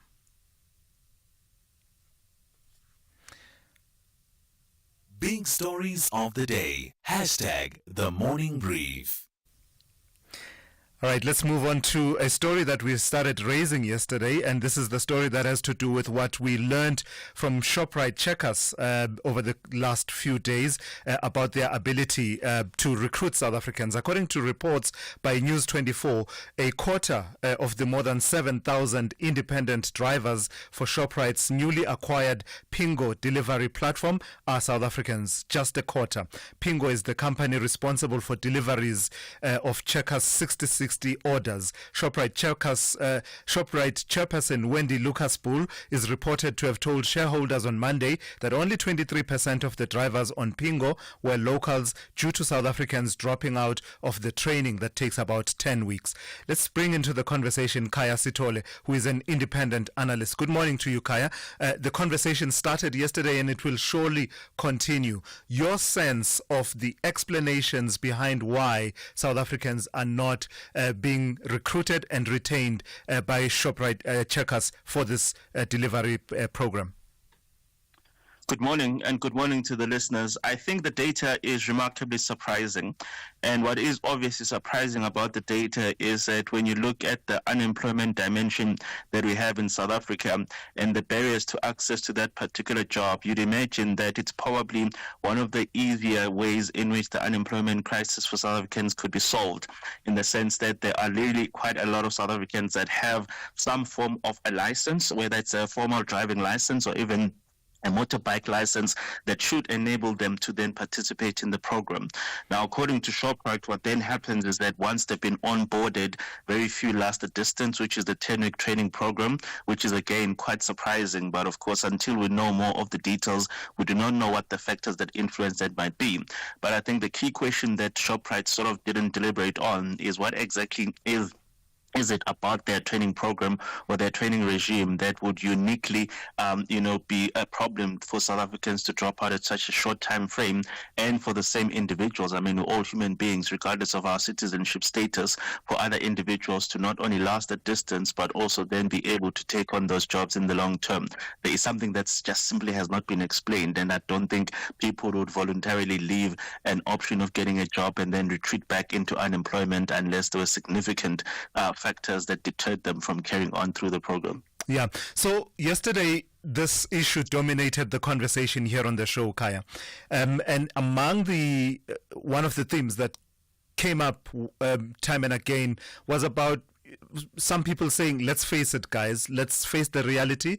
As South Africans, there are jobs that we see as being beneath us. Is there an element of that in your reading and assessment? Yeah, there might be. So obviously there are particular individuals who feel that, look, based on the skills that they have and what they prefer to do, their jobs that they wouldn't want to do, and that's fine. I just don't think that in a country when you've got millions of unemployed people, you're going to get so many people that share that attitude that they'd rather retreat back into unemployment. Again, it's a rather fanciful proposition. That's the first part. The second part of it is that at the end of the day, this is probably not that type of job that you'd associate with those type of anxieties, where people would either feel that, look, it's not the type of job I want to be proud of, or not the type of job I want to tell people that I do. I mean, it is a driving job at the end of the day. You're simply a conduit. You're a messenger for goods and services. I don't think this is a type of job that would be associated with the stigma that would then lead to people saying that I don't want this job at all. So I don't think that there will be a universal statement. Yes, people like you and I may decide that perhaps our risk profile or our safety requirements say that to us that we don't want to take on that job, but I don't don't think that unemployed people who are structurally unemployed and who are probably going to remain unemployed in the long term would have that as a decisive decision-making point and then say, I'd rather gravitate back into unemployment. It is just simply ridiculous to imagine that that could be a universal practice. So we do need to hear a bit more about some of these reasons behind it. But it's an interesting dynamic, Kaya, is it not, playing itself out as it does in one of the emerging, shall we call it, e-commerce meets old commerce, in that there's an element of it that is e-commerce based, but also some elements are traditional independent contractor, as well as what the ANC used to call the triple D jobs. And I always forget the other D. Dirty, dangerous, I can't remember the third D. But basically they were talking about those jobs as well, that those are difficult jobs. Dirty, dangerous and difficult, yes, was the triple D. But it's an interesting dynamic. Yeah, and again, this one is not the type of job that I would say ticks any of those three dimensions, because it really isn't the type of job that you'd associate with what the ANC would have referred to as the DDDs. And even if you think of the current state of the Zamazamas, that's a different story altogether. I think a lot of people will obviously also inevitably assume that what part of the reason that non-South Africans would find this job appealing is due to their greater sense of desperation, because if they have one opportunity, they tend to seize on that opportunity. But according to ShopRite, they've vetted all of these individuals. These individuals are all properly documented, which means it's not people that are simply trying to capitalize on the legal and the documentation loophole, where we know it happens in other industries. So I think when it comes to the South Africans that have been part of the program and that have dropped out, they would probably give us more insights. We also have, in a few weeks ago, we had a conversation that was facilitated by Momentum, and there was a guy who actually runs a South African scooter operation, and he actually said that there's a cultural issue in that in the South African context and in South African communities, scooters are not a common thing. But when you go to other markets, when you go to other countries, scooters are a very fundamental part of the transport value chain. So therefore people are familiar with them and people regard them as a primary mode of transport. And that is not an issue that is prevalent in South Africa. So that might be one cultural and contextual factor. But again, if you've been unemployed for 10 years and you're never going to get a job, I hardly imagine that those are the type of things that will then say to you, stay away from a job opportunity that's been provided with training, with the protections that ShopRite says it offers in terms of risk insurance and even funeral insurance, which is something that we don't ever hear from other jobs at that particular market profile. So remarkably surprising, but you need more detail. All right, thank you for that. Kaya Sithole there, an independent analyst, weighing in on a conversation that we started yesterday. Let's check in now with Ann Musa with the latest news headlines. Good morning. Thanks to us. In the headlines, City of Cape Town authorities and police have arrested 5 people for allegedly running an unlicensed food manufacturing business in the Mfuleni area.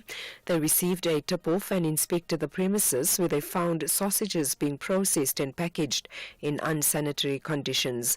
Mining analyst David van Wyk says government needs to conduct audits of abandoned mines and ensure the owners are prosecuted. He has warned illegal mining will continue as long as unabandoned mines are not rehabilitated.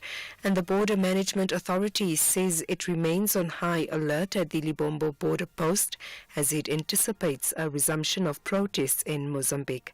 I'll have details on these and other stories at 8. SAFM, guiding you through the rush hour traffic. Heavy delays eastern side of Joburg this morning. A pedestrian hit in a crash on the N3 north at Marlborough Drive, just by the Marlborough Drive off-ramp. That's very heavy. Backlogs from Galilees up through Edenvale and passing Alex. You might want to avoid that one today. Also staying east, the N12 and R24 it's into Galilees. A stationary vehicle before the interchange. Some very heavy pushback on both of those routes. 4 ways, a lot of traffic lights out on Winnie Mandela coming from Dane Fern through 4 ways in towards Sloane Street. Big backlogs out of 4 ways, and study the backlog on the highway as well. Pretoria, N1 south, a crash before you get to the N4, Emalafeni split. That's heavy from Montana. Pretoria east with a power outage, so stop starting on all your busy routes like Solomon Mshlagu, Debris, Garsfontein, Linwood. Very busy in Pretoria east today. Durban side, vehicle fire earlier this morning on Tollgate Bridge, just causing a bit of a backlog there. And just confirming, Cape Town, Baden-Powell closed at Monwabisi, restricted at Coastal Park due to sand on the carriageway. So there's a lot of pressure moving between the N2 and Muizenberg along that coastal routes. Some of the alternative local routes quite busy as well. With your traffic updates, I'm Rob Byrne. This is SAFM Sport with Zai Khan. So Zai, as far as the Springboks are concerned, Tony Brown is making some promises that we won't become All Blacks light and the attack. I like that. the fake version. Yes. Yeah. We'd rather be an excellent copy of us. Yes. Power and pride is what we're all about. So no All Blacks imitation here, Thulas. Tony Brown keeping it classic, hard hits, gain line grit and pure box spirit.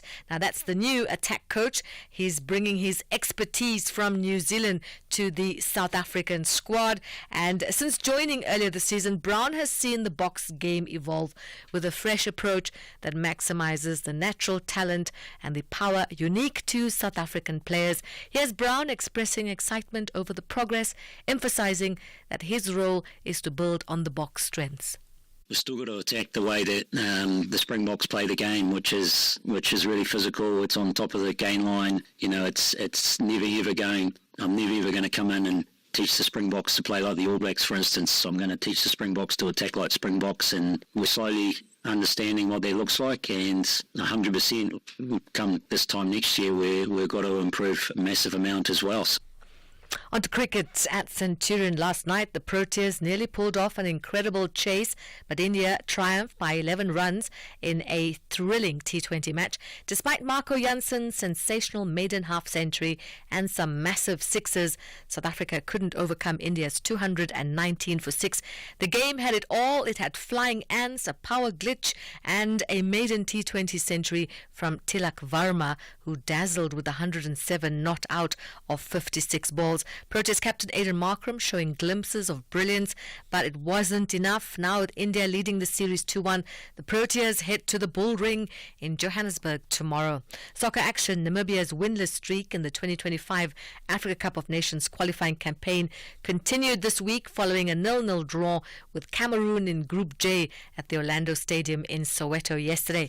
And South African goalkeeper Sage Stevens is living proof that perseverance pays off. At 33 years old, the Stellenbosch FC captain has earned his first Bafana call-up, a moment he describes as a career highlight. Have your first call-up at the age of 33, for me it's an incredible feat. The only thing I would like to say is that it's never over until you decide it's over. Ultimately, everyone's got their own journey to follow and their own path to lead. And the only thing I can say is never to give up. If it happened for me at the age of 33, anything is possible for any youngster at any club in the league or, let's say, around the world. And tennis action: Carlos Alcaraz overcoming illness to defeat Andrei Rublev at the ATP Tour Finals in Turin. The 21-year-old Spaniard won 6-3, 7-6 despite cutting short his practice session after struggling with a chest complaint. Sporting a pink nasal strip to help his breathing, the third seed won 4 consecutive games to take the first set in 37 minutes with a double break of serve. Meanwhile, Alexander Zverev defeated Casper Ruud in straight sets, 7-6, 6-3 at the finals in Turin. The 8th seed Zverev played a good match to secure his second win in his second match at the competition. He sits top of the group and will have to overcome Carlos Alcaraz to qualify for the next round. We'll have the next round of sport for you at the top of the hour. For SAFM, I'm Zai Khan. The Business Update on SAFM. Good morning to you once again, Dowling. Tell me about Emira Property Fund and their earnings. You're saying that they are exceeding expectations. That's right, Sula. So the company recording robust earnings, delivering growth in local and offshore markets. Zooming in on those financials, Emira reported a 6.9% rise in interim distributable income per share, DIPS being a measure of success for property companies. It's also reported a 1.1% rise in its dividend. Now, Emira's South African portfolio has 84 properties, including retail, office, residential and logistics properties valued at 12.1 billion rand. Commercial vacancies narrowed to 3.9% from 4.1%, while residential occupancy remained steady at 96.7%. Emira's U.S. portfolio maintained stability with a 3.5% vacancy rate. Now, the Property Fund has been putting most of its focus in Poland. Emira says that investment through DL Invest Group presents growth potential with a possible 220 million euro yield, and so it's eyeing further growth from that market. Now, despite the upbeat performance, the company has raised concerns about the SA property market, citing deteriorating municipal infrastructure. Emira highlighted that the lack of investment in infrastructure has led to both inconsistent supply of essential utilities and rising delivery costs, negatively impacting the company and its tenants. Who is Dipula Income Fund, and tell me a bit more about their higher costs eating into their profits? So Dipula Income Fund, another property player in South Africa, they also own some retail property, some office property as well. Their performance has negatively been impacted by a 15% surge in property-related expenses, reaching 553 million rand. It says this increase was driven by above-inflation municipal tariff hikes, elevated maintenance spending, and higher tenant installation costs due to increased leasing activity.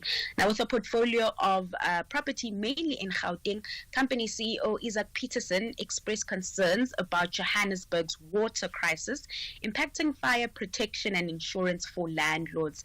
Despite improved commercial property prospects and renewed investor interest, water supply interruptions remain a big risk.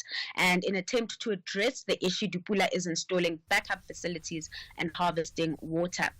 In those numbers now, Dipula reported a 4% increase in property assets to 10.2 billion rand and a 5% rise in net asset value. This, however, was offset by a 4% decline in distributable earnings per share and a decreased dividend.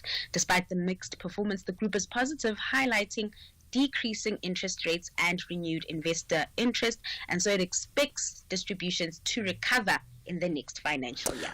All right, lastly, Dowling, in this hour, just another recap of the markets here at home and elsewhere in the world. So starting off in Asia, markets mostly in negative territory as traders book some profits.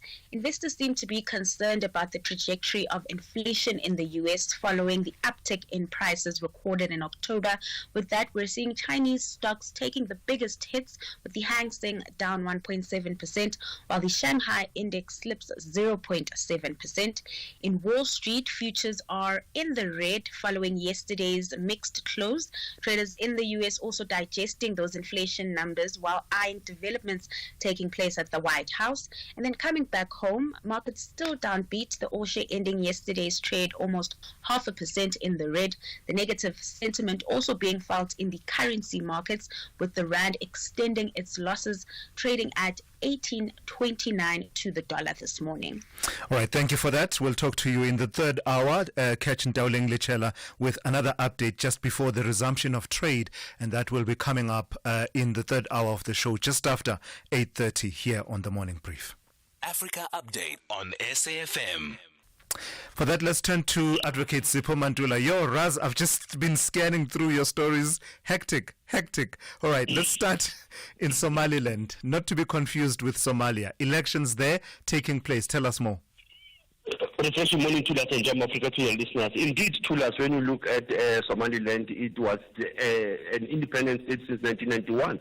But yesterday there was elections in terms of presidential seats. Now that more than 1 million people casted their vote yesterday.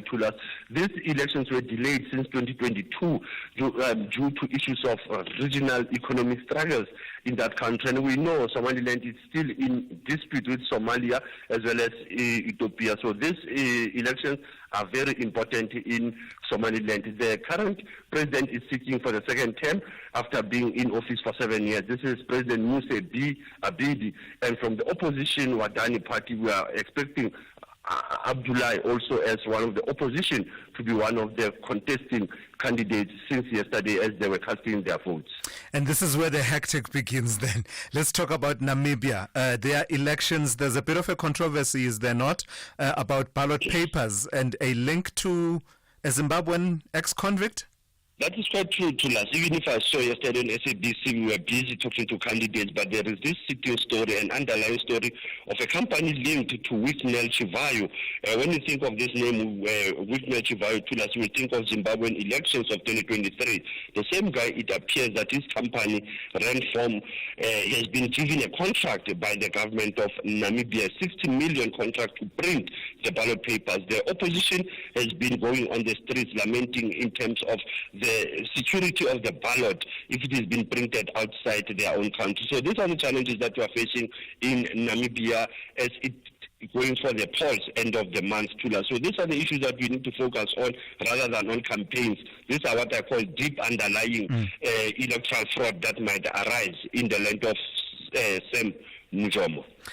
Tell me about Equatorial Guinea and the assistance, the military training that its forces are getting from Russia. As you remember, President Nguema, one of the longest-serving presidents in that country, visited Moscow in September during the Russia Energy Week.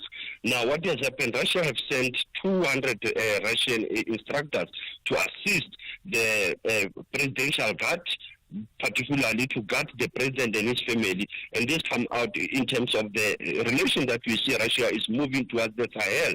We know their relation with Central African Republic, Mali, Niger, Burkina Faso, as well as Mozambique. So this is what we can call a military agreement between Equatorial Guinea and Russia.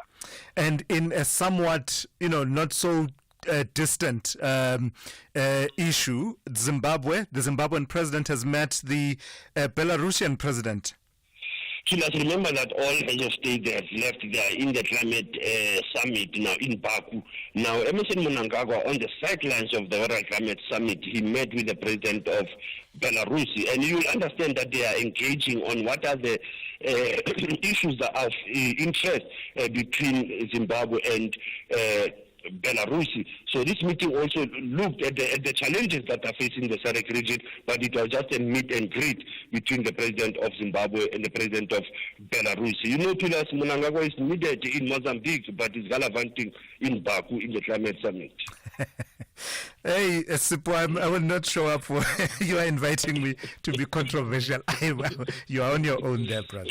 Lastly, take me to 14 November 1922, something to do with the leadership, the global leadership that Africa would provide to the world. If he was alive, he would have been 102 years, but he died in 2016, a former Deputy Minister of Foreign Affairs and a former UN Secretary General in the late 1990s. The man who also was at the helm of the Rwanda genocide in 1994. The man who spoke about that the battle of the 21st century will be around water. We are talking about Boutros Ghali. He was born on this day. An internationalist, a diplomat of note, and as you know, Boutros Ghali, after leaving office, he was Kofi Annan took the office. It was from Egypt to Ghana in terms of taking over the global leadership of the UN. Asante sana Thulas, as we are still in the conversation, SAFM. Sipo, thank you for that. An interesting flavor and sampling of some of the stories that you should be aware of that are playing themselves out around the continent and its diaspora.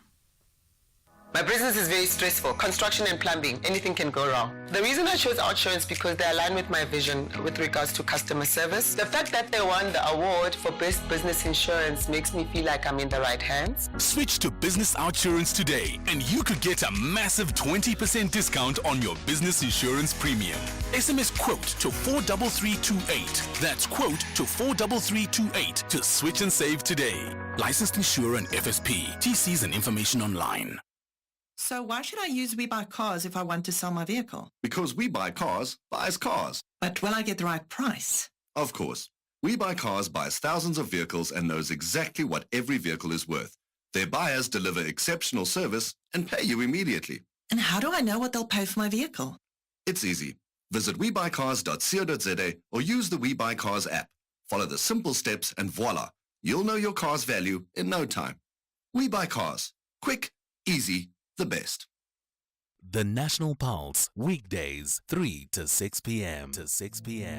Okay, so to confirm then, you're saying the actual printing of the exam paper is 200 million rands only, right? And I use the word only. Yeah, 220 million. Okay. Yes. Total cost 3.6 billion rands. And you're saying that 3.6 is actually consistent in terms of what's expected of a cost. So you don't have overspending there. Yeah, so the setting, just the process of setting question papers, you get a group of people in a room over a period of time to work out what the questions should be. Remember, we've got about 200 question papers that are set in this exam just in 2024. And for each paper, you need a group of experts who sit in a room to consider the best possible scenario, which will become a question paper for each subject for the learners in the given year. Nigel Mslanga, the Department of Basic Education spokesperson. You're listening to the National Pulse on SAFM. All podcasts can be downloaded on safm.co.za. The Morning Brief with Thulasizwe Simelane. SAFM, guiding you through the rush hour traffic.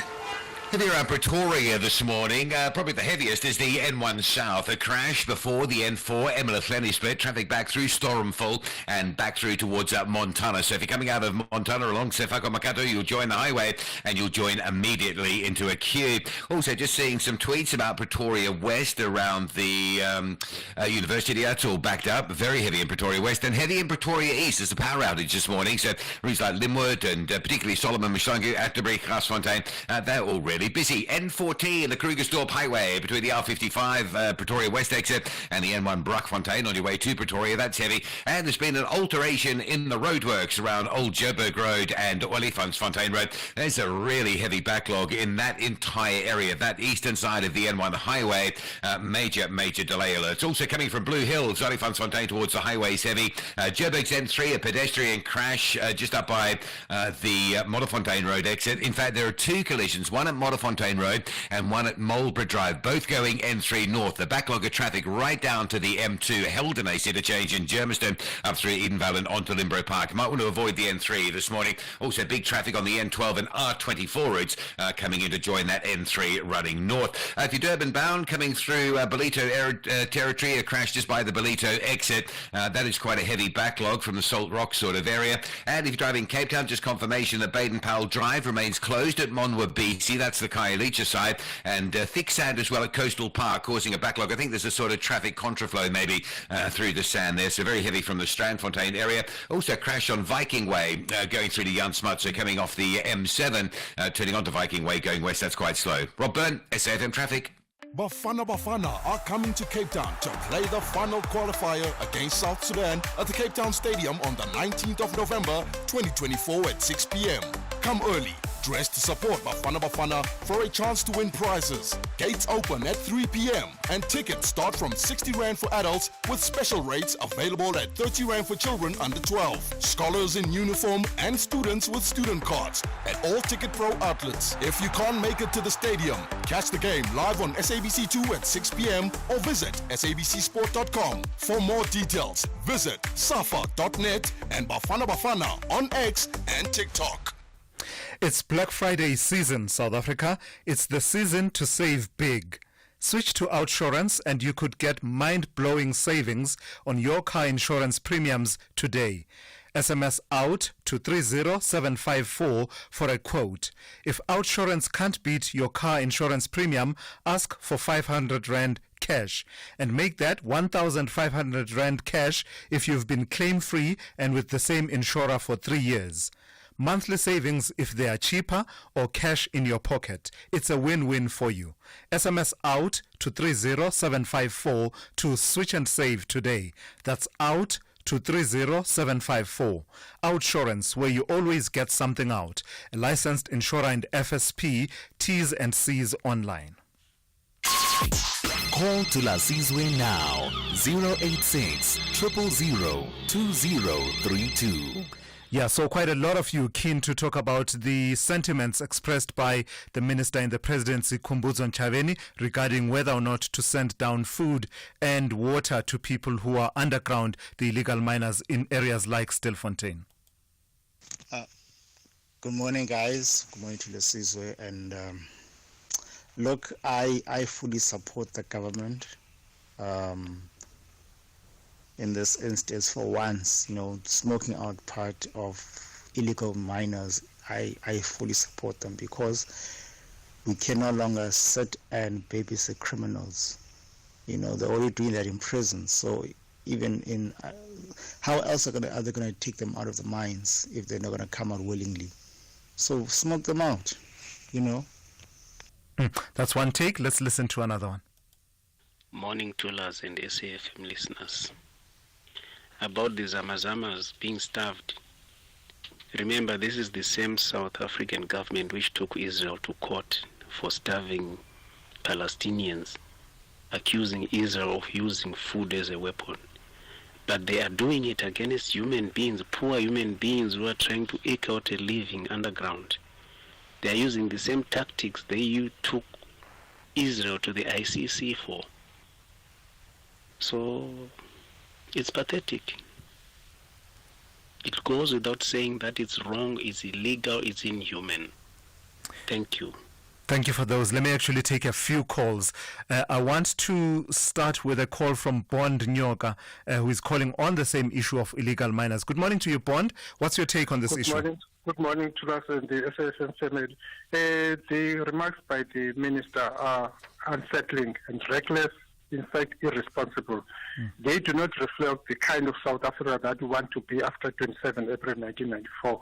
There's a right that is pivotal amongst all the other 36 rights, the right to life. It's the only right that has no condition. It applies to those that are abiding by the law and those that are not abiding by the law, just as well as we extend help to injured cash in transit robbers lying on the road. We help them. We don't take them straight to court, straight to jail and then to court injured as they are. We ensure that they are treated. Similar situation like that. Secondly, one of the values of our constitutional democracy is the advancement of human rights, as reflected in Section 1A.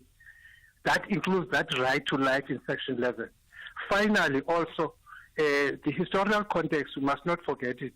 The same problem that confronts us is what is happening in Ghana currently, called the Galamsey. Yes. Yes, it's there.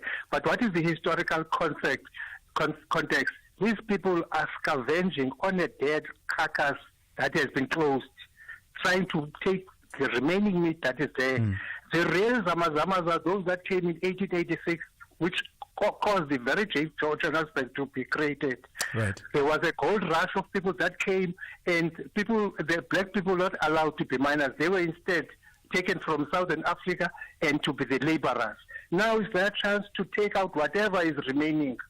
And they were not condemned. The previous Zamazamas were not condemned like now. Right. So it's really unfair. You understand? Thank you for that. The minister should retract the statements. They are not what we are currently. Thank you for that. That's Bond Nyoka there weighing in on that issue. Let me take a call from Veda, who is in KwaZulu-Natal, also on the same theme. Good morning to you, Veda. Good morning, Thulasizwe. And I just want to talk about this. You had a guest earlier on in your show that said that there were 55,000 or 500,000 miners working in South Africa, right, in the mines in the old era. But let me tell you, in the old era, there were no blacks and there were very few Indians working in the mines. But the majority of the people that were working in the mines, this is the point of correction to the gentleman, there were 55,000 of Chinese employed in South Africa to work in the mines in South Africa. That's the point of correction that I just want to make there. There were black South Africans working in the mines. There were no 450,000 black people that were in the mines. There were black people working in the mines. Perhaps there were other nationalities as well, Veda, but I don't think you can... There were 555,000 Chinese people employed in the South African mines. Right. If you can check the history, you'll find it there. All right, thank you for that. That's and then also about, hello? Yeah, go ahead. Also about ShopRite, it also sells outdated food, like 2 days old. Now, when you buy it's 2 days before expiry. You buy those foods 2 days before expiry, how long would you keep it on your shelf? Yeah. That's one. And also the vegetables, when it's totally wrecked Dawn Funnel. All right. And they put Vida, it in I've got to and move sell it on. at Thank you. half price. I've heard you this morning. Thank you. That's Vida Thank you. in Thank you. KwaZulu-Natal. Let me take a call from Vuyiswa in Parktown North. Good morning to you, Vuyiswa. Also on the issue of minors and crime. Yes, thanks to your team and yourself, Thulasizwe. You know what the problem that we have here? We cannot condone what our brothers from neighboring countries are doing, because then allow South Africans to do the same thing. You know, go and do the same thing that they are doing. I mean, it's not easy as a parent to control a neighbor's child, because you don't know that child. So for me, the problem I have, I think I said it to Kokeso yesterday, that the Southern Africa, it's only I think Mozambique, but the rest of the countries, Lesotho has diamonds that is controlled by the Roman Catholic, the Vatican, British government, royal family, and France. They are benefiting out of the diamonds in Lesotho. Zimbabwe has diamond and gold. Botswana has diamonds. I've done a research on in the entire continent of what each continent produces. So why specifically to come and commit this thing in South Africa, this whole thing? It means we're attracting lawlessness with the media that is so sympathetic. All right, Visa, all right, I've heard you, but I would like you to stick to the one theme. You have raised your concerns about the media and its role and failure, in your view, to question some of these phenomena, and I think it's just better for you to stick to one theme so that we get as much as possible out of this conversation. Let me take a quick voice note before going to the news. Good morning to the citizens and the listeners. The minister in the presidency is correct. We cannot continue to be bullied by criminals in South Africa. We need such bold leadership.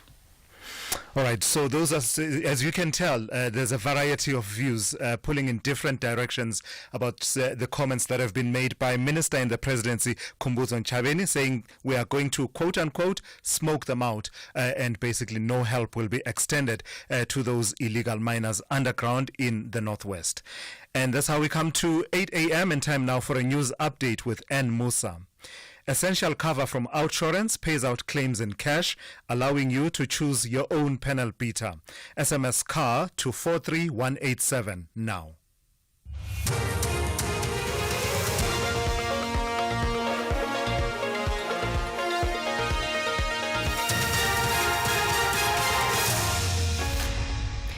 In our top stories, 5 people arrested for running an illegal food manufacturing operation, and analyst calls for audit of abandoned mines. Good morning.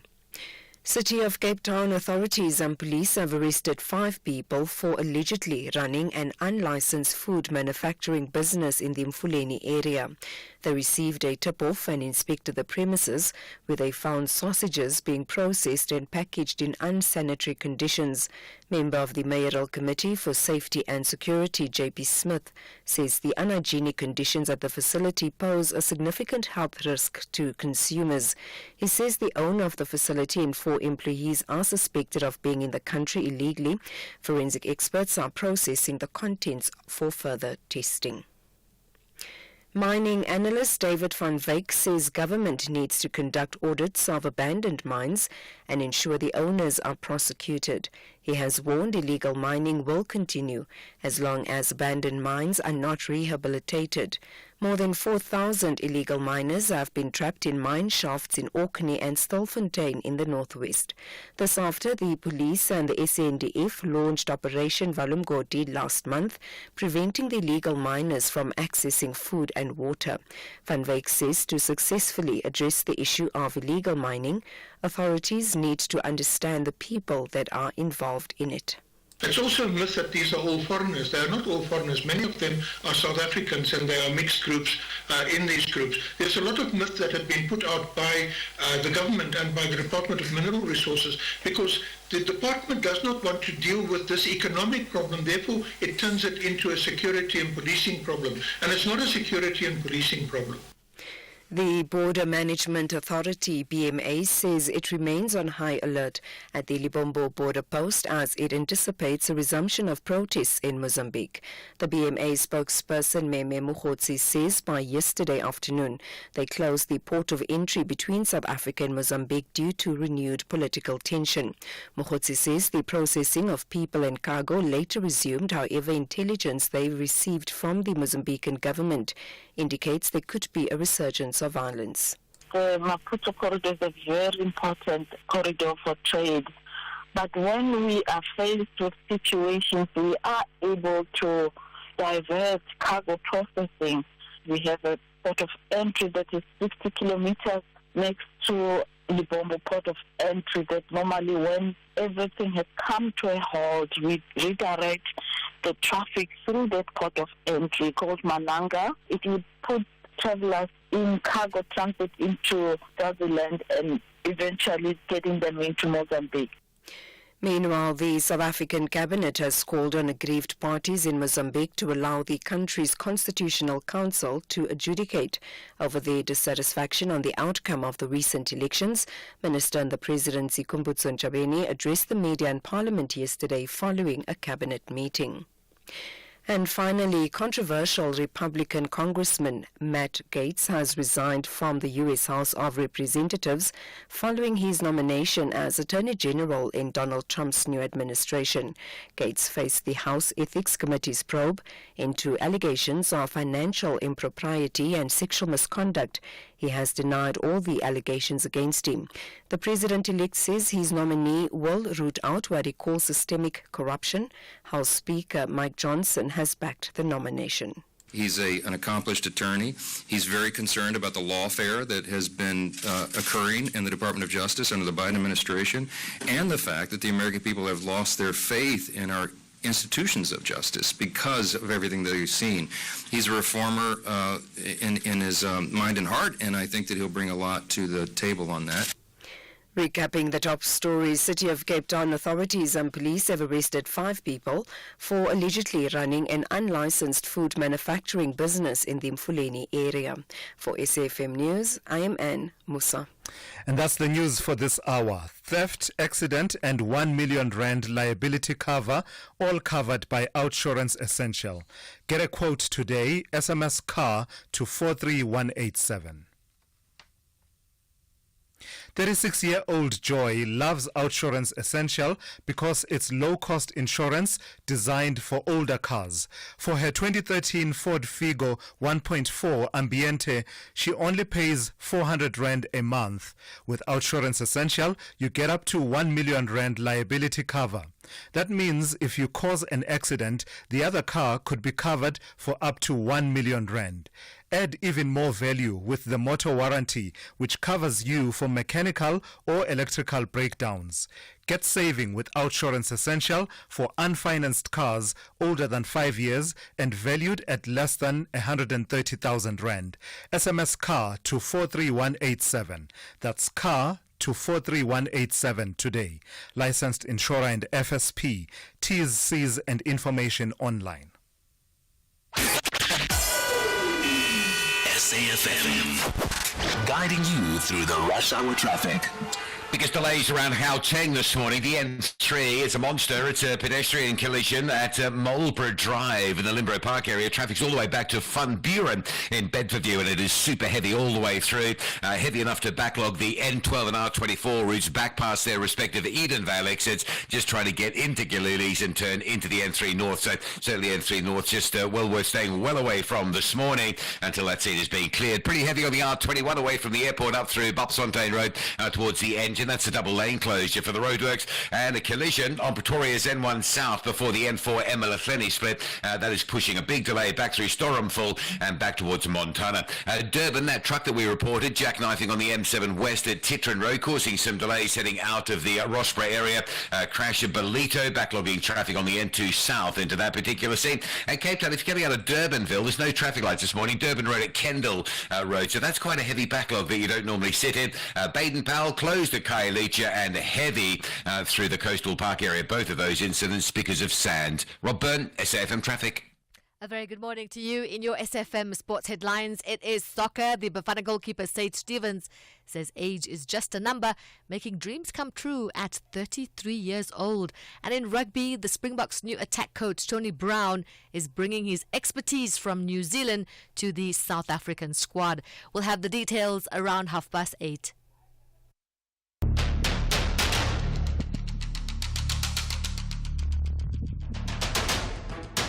The Morning Brief with Thulasizwe Simelane.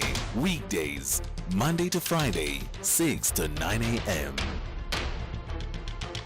The Morning Brief with Thulasizwe Simelane. Weekdays, Monday to Friday, 6 to 9 a.m. 8 minutes after 8 on this Thursday. It's good to have you with us. We are into the third hour of the Morning Brief. I'm Thulasizwe Simelane. Well, to use an old expression, the comments by Minister Khumbudzo Ntshavheni have, quote-unquote, set the cat among the pigeons this morning. The conversation is, quite intense around those comments that have to do with the intention of government to, quote-unquote, smoke out those illegal miners in areas such as Stilfontein in the northwest. There's this, juxtaposition between the commitment to being firm and taking a tough stance on crime and criminality and recognizing the undesirability of illegal mining and how the syndicates that operate there link to other crimes that are committed in communities. But at the same time, I'm hearing a lot of concern about the human rights aspect of it. In fact, some people taking it as far as to evoke issues of international law. Starvation as a weapon and a tactic of war is one of the framing, part of the framing that I'm hearing. So do continue to engage with that. The number to dial is 086 000 2032. You can also send me a WhatsApp voice note on the number 061 410 4107. That's one of the conversations that we have raised. We did have to move the conversation about the mental health of doctors and how that impacts on their mental wellness, but also their capacity to empathize with their patients as they do their work, both in the public and private sector. There's a study out. We will focus on that in the next few minutes. Earlier on, I was asking about beyond the cost of corruption that you and I can quantify and say monies were diverted from this cause and instead went into the pockets of people. That's what we can quantify. I was asking about those impacts that we cannot quantify, of irregular expenditure, of failure to be prudent with financial resources, the investors that are put off altogether and look at South Africa and say, I simply won't go there. A bit later on in this hour, we will talk to Kaiser Khanyago. The president has issued a proclamation and actually asked the Special Investigating Unit to look into claims that relate to SASRIA, the Special Risk Insurance, that emanate from the July 2021 unrest. Remember, there were 17,000 claims, I believe there were, amounting to some 32 billion rand. The president says there's something to look at there and has asked the SIU to look at that. So you can weigh in on all of those conversations, as I said. This is SAFM. We are leading the conversations that move us. The third hour of the Thursday edition of the Morning Brief starts now. EFC 119 is live this Thursday with a stellar main event featuring interim champion Terrence the Black Panther Balelo and Edson the Trapdoor Spider Machavani vying for the genuine 24-carat flyweight title, whilst the co-main event will usher in a new era. South Africa's Dana Van Wyk and Nigeria's Juliet Chukwu battle it out for the 135-pound golden buckle. EFC 119 from the World Sports Betting Arena. Watch it on SABC Sport Channel on DTT Channel 4 from 7 p.m. Brought to you by SABC Sport. Ethical is what defines our business. I think OUTsurance does have integrity. They are not just there for the money, they're there to create a relationship. It's like a partner in business. It's the best thing we've ever done to switch over to OUTsurance. It's a no-brainer. Switch to Business OUTsurance today and you could get a massive 20% discount on your business insurance premium. SMS quote to 43328. That's quote to 43328 to switch and save today. Licensed insurer and FSP. TCs and information online. Thulasizwe Simelane. on SAFM. 12 minutes after 8 on this Thursday, South African doctors say they regularly continue to work despite feeling mentally unwell, reducing their capacity to empathize with patients and raising the risk of mistakes. This is according to a survey from the Medical Protection Society, MPS. The MPS, which provides medical indemnity for 300,000 healthcare professionals worldwide, surveyed 802 doctors in South Africa about mental health and the workplace. Let's bring into the conversation Dr. Mvuyisi Mzukwa, who is the chairperson of the South African Medical Association. Good morning to you, Doc, and thank you for your time. I imagine then that coming from the organization that provides medical indemnity for doctors, and with the size of the sample, this is as authoritative as we can get in as far as the state of mental health of South African doctors. What are the key highlights for you from this study? Good morning to you, Thulas, and your viewers, your listeners, and thanks for inviting me. This is very important. The study reveals, the actual status quo on the ground. But you'll recall, Thulas, that we only in our conversations in healthcare has in the main centered on health outcomes, and talking about the portion of GDP that South Africa spends on healthcare. And we speak a lot about poor service delivery, unavailability of resources, and so on. But what we're not talking about is, the mental well-being of healthcare professionals. The people who are going to be delivering these objectives, and I think it captures what we've been talking about. Though we've been highlighting other areas that we thought. If government were to focus on those areas, it would automatically talk to the issue that we're facing at the moment. If we're talking about the mental well-being of doctors and the healthcare workers, we're really talking about a crisis. What are the contributory factors that lead to doctors feeling mentally unwell? To the non-health professionals, such as myself, you automatically think these people probably work long hours and are exposed sometimes to traumatic events. But I imagine that you have a better and a more holistic picture. What are some of the factors at play leading to this crisis that you describe? Thulas, let me take you to what has emerged now to be known as the psychological safety in the workplace. Now, this now refers to a climate in which people feel safe to express their ideas and concerns without fear of negative consequences. You'd understand that the focus has always been on the physical aspect of things when you're talking about health and safety. Now, what has been happening is that in that psychological safe environment, workers must be assured that, any ideas, anxieties or fears they will share will not lead to any disadvantage.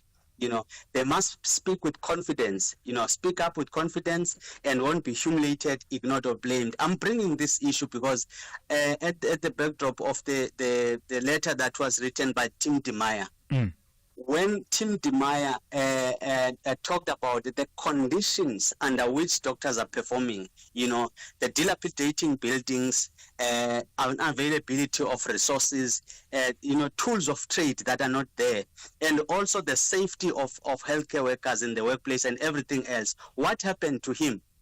He was disciplined. He was humiliated. The authorities came on him. And all these things. Now, that's not an environment where workers, are able to thrive because they're living under fear and they can't express themselves. So, what do you expect? They will come to work and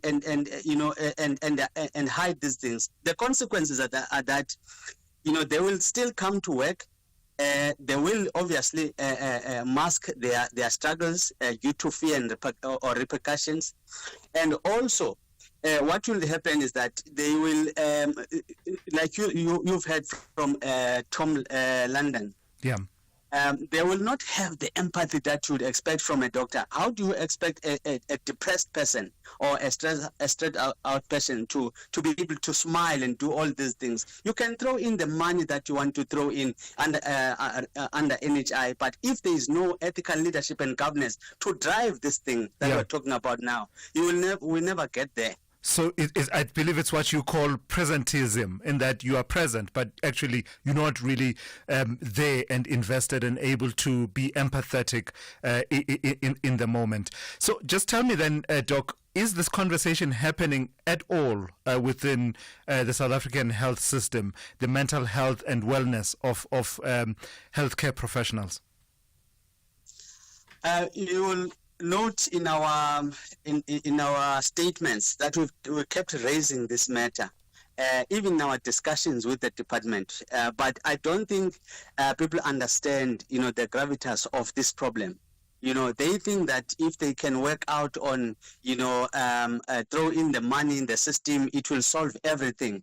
You'll recall that one of the issues that were raised by by ASAF, the Academy of Science of South Africa, they said, even if you bring in NHI, if you don't work on the issue of ethical leadership and governance in their consensus study, they said it will fall on its face. So whatever the issues we're facing now, Thulas, they revolve around the issue of leadership and governance, because you've got acting this, acting that, and those people are not competent. They may be competent in their areas where they are trained for, but when it comes to the areas where they act, they are not trained for that. And so you will see all these problems coming up, and people, with also the shortages of staff, and you will also note that people are suffering from burnout.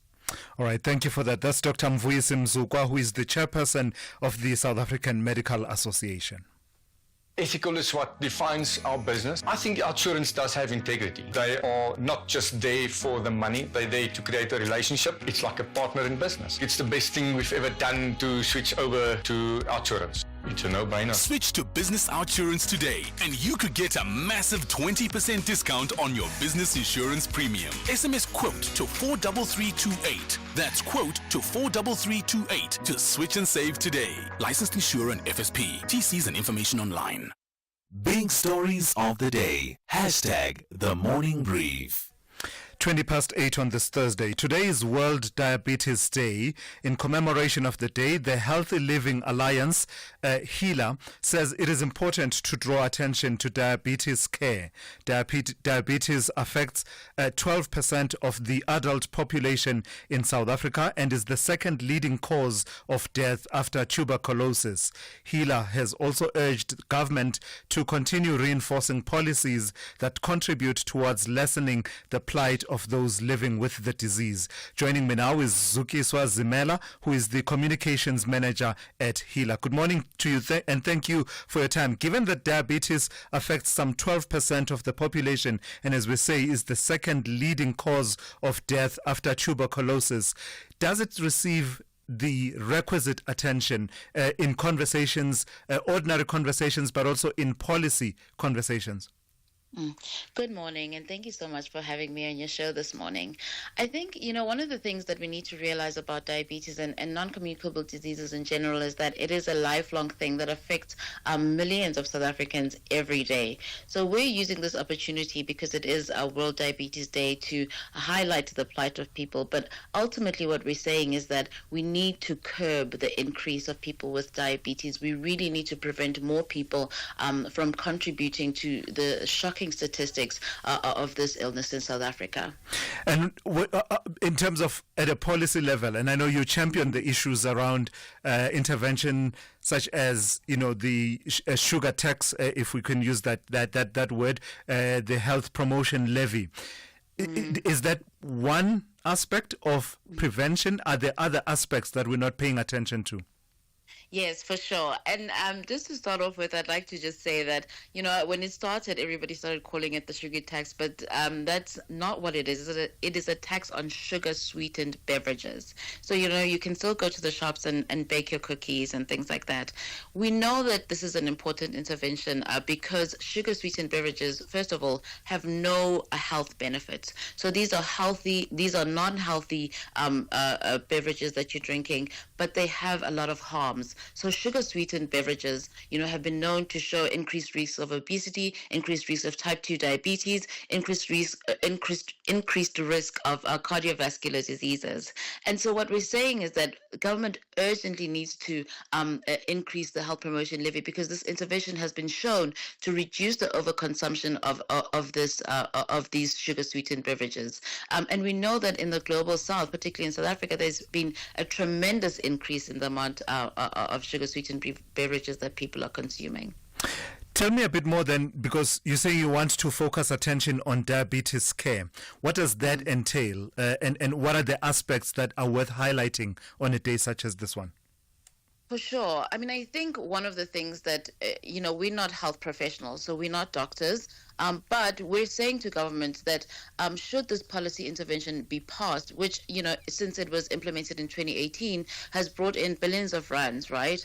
This money can be used to be ring-fenced for health promotion. So government and the National Department of Health can see where there are shortfalls in diabetes care, because this, costs individuals and the state 19 billion rands with the diagnosed people that we know. And we know that there are millions of undiagnosed people with this disease. And with the NHI coming up, the burden of care really will fall on the state more squarely than the individual. So this levy, will have the impact of reducing potential diabetes patients from cropping up, but also it brings in funds and monies that can then be funneled into diabetes care and other forms of health promotion interventions. I imagine also, Zukiswa, that given what you do at HeLa, you guys are focused as well on, and perhaps you correct me if I'm wrong, I imagine you must be concerned about the availability of diabetes care medication, especially in the context where sometimes these are diverted for other purposes, for weight loss, etc., leading to unavailability.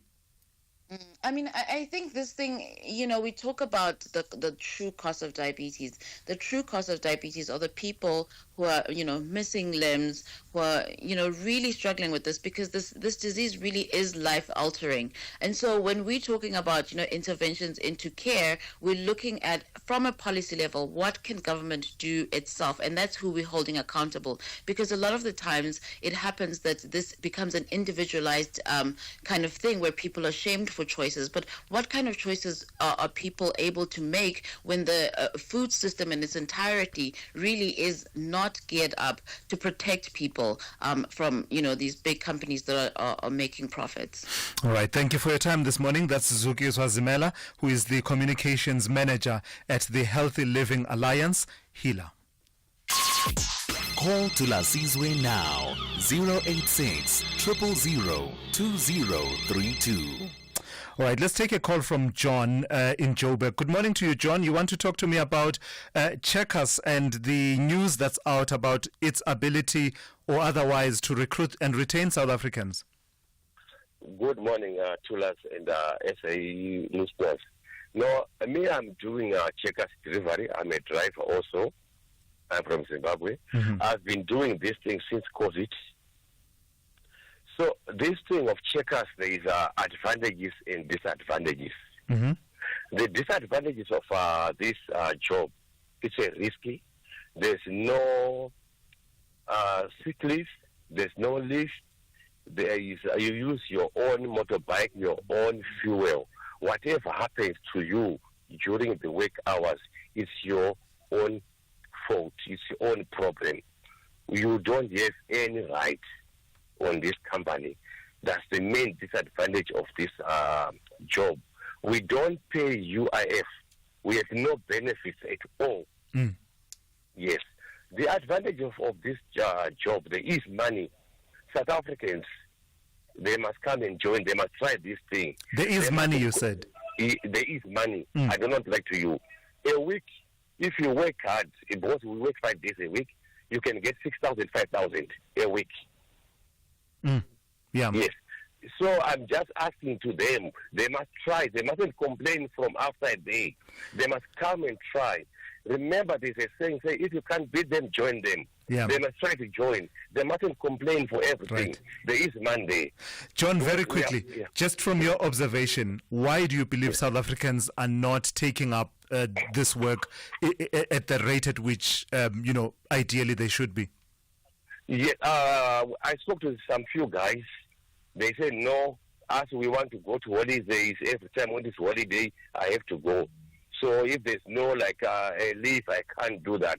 I need something which, if I retire, I'll get something. They said, no, guys, listen. If you want to plan something, this is the job. This is the chance. You can raise up the money after 1 year. You have something like about 70,000, 80,000. You start your own thing. All right. John, thank you for your insights from the inside. John, they're talking about the story around Checkers and the drivers of Checkers 6060. Kandisa in Stilfontein, good morning to you. You want to talk about illegal miners? Thulas, good morning. How are you? Very well. How are you? Thulas, I've been leading Soundco for a long time in Stilfontein. Mm-hmm. And the statement of the minister in the office of the president is unacceptable. Thulas, we have a human rights commission here. We talk about a life of human beings here. We are not talking about, whether they are illegal or what, but the right of the person. I'm battling with your line, Kandisa, hey? I'm saying the human rights principle says the right of a person must be respected. And the minister is irresponsible. And I'm very worried, Thulas, because the president, when he was deputy president, we raised the issue of these mines who are closed around Kumas and Kanana. And now we are not allowing criminality to us here, but we are talking about the life of human beings. Yeah. To say, guys, let's save these lives. Yeah. These people are African people. There are people, white people, who are holding mines illegal. Yeah. We have been talking to Gwede Mantashe knows State very well. He was around mines around here. Okay. And we want the minister and the Department of DMRE to come and see the situation here. Cuba is poor. In fact, there were no mines here. All right. Kandisa, thank you. That's Kandisa in Stilfontein. They're talking about the issue of illegal mining. Bringing us to 8:30, let's check in with Ann Musa with the latest news headlines. Good morning. Thanks to us. In the headlines, Parliament's Standing Committee on Public Accounts has expressed disappointment on the way government is implementing the recommendations of the Special Investigating Unit on Corruption in State Organs. City of Cape Town authorities and police have arrested 5 people for allegedly running an unlicensed food manufacturing business in the Mfuleni area. And the Border Management Authority says it remains on high alert at the Libombo border post as it anticipates a resumption of protests in Mozambique. I'll have details on these and other stories at 9. SAFM, guiding you through the rush hour traffic.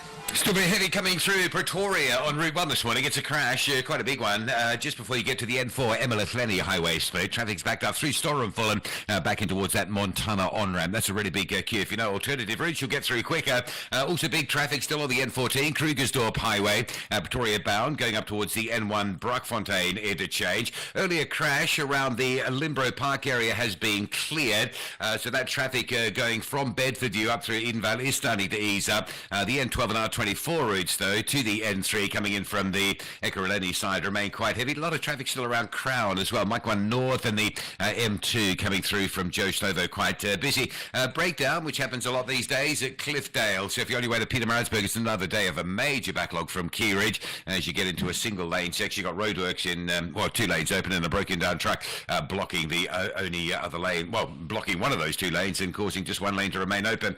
Cape Town Baden-Powell still closed at Monwabisi, bottom of Khayelitsha due to sand on the carriageway. Very sandy at Coastal Park with some delays. That'll be closed at some point this morning to get the graders in to clear that. So just the morning and early part of the afternoon, probably to avoid or at least expect some diversions around that Baden-Powell area. And Viking Way heading through Epping down towards Jansvoort Drive stays busy with a crash scene on Viking Way. Delays back to the M7 Jakes Curville Drive. Rob Byrne, SAFM Traffic.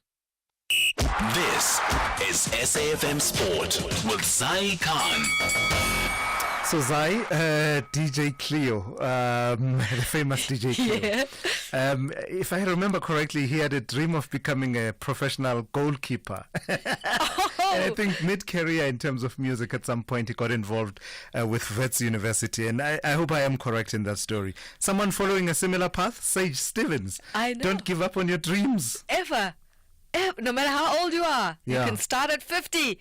And they say wisdom comes with age, right? So let's hope that Sage is out there proving it one save at a time. That is the South African goalkeeper, Sage Stevens. He's living proof. Perseverance pays.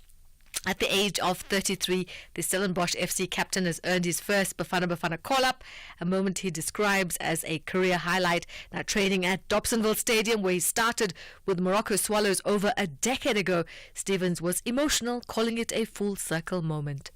Have your first call-up at the age of 33, for me it's an incredible feat. The only thing I would like to say is that it's never over until you decide it's over. Ultimately, everyone's got their own journey to follow and their own path to lead.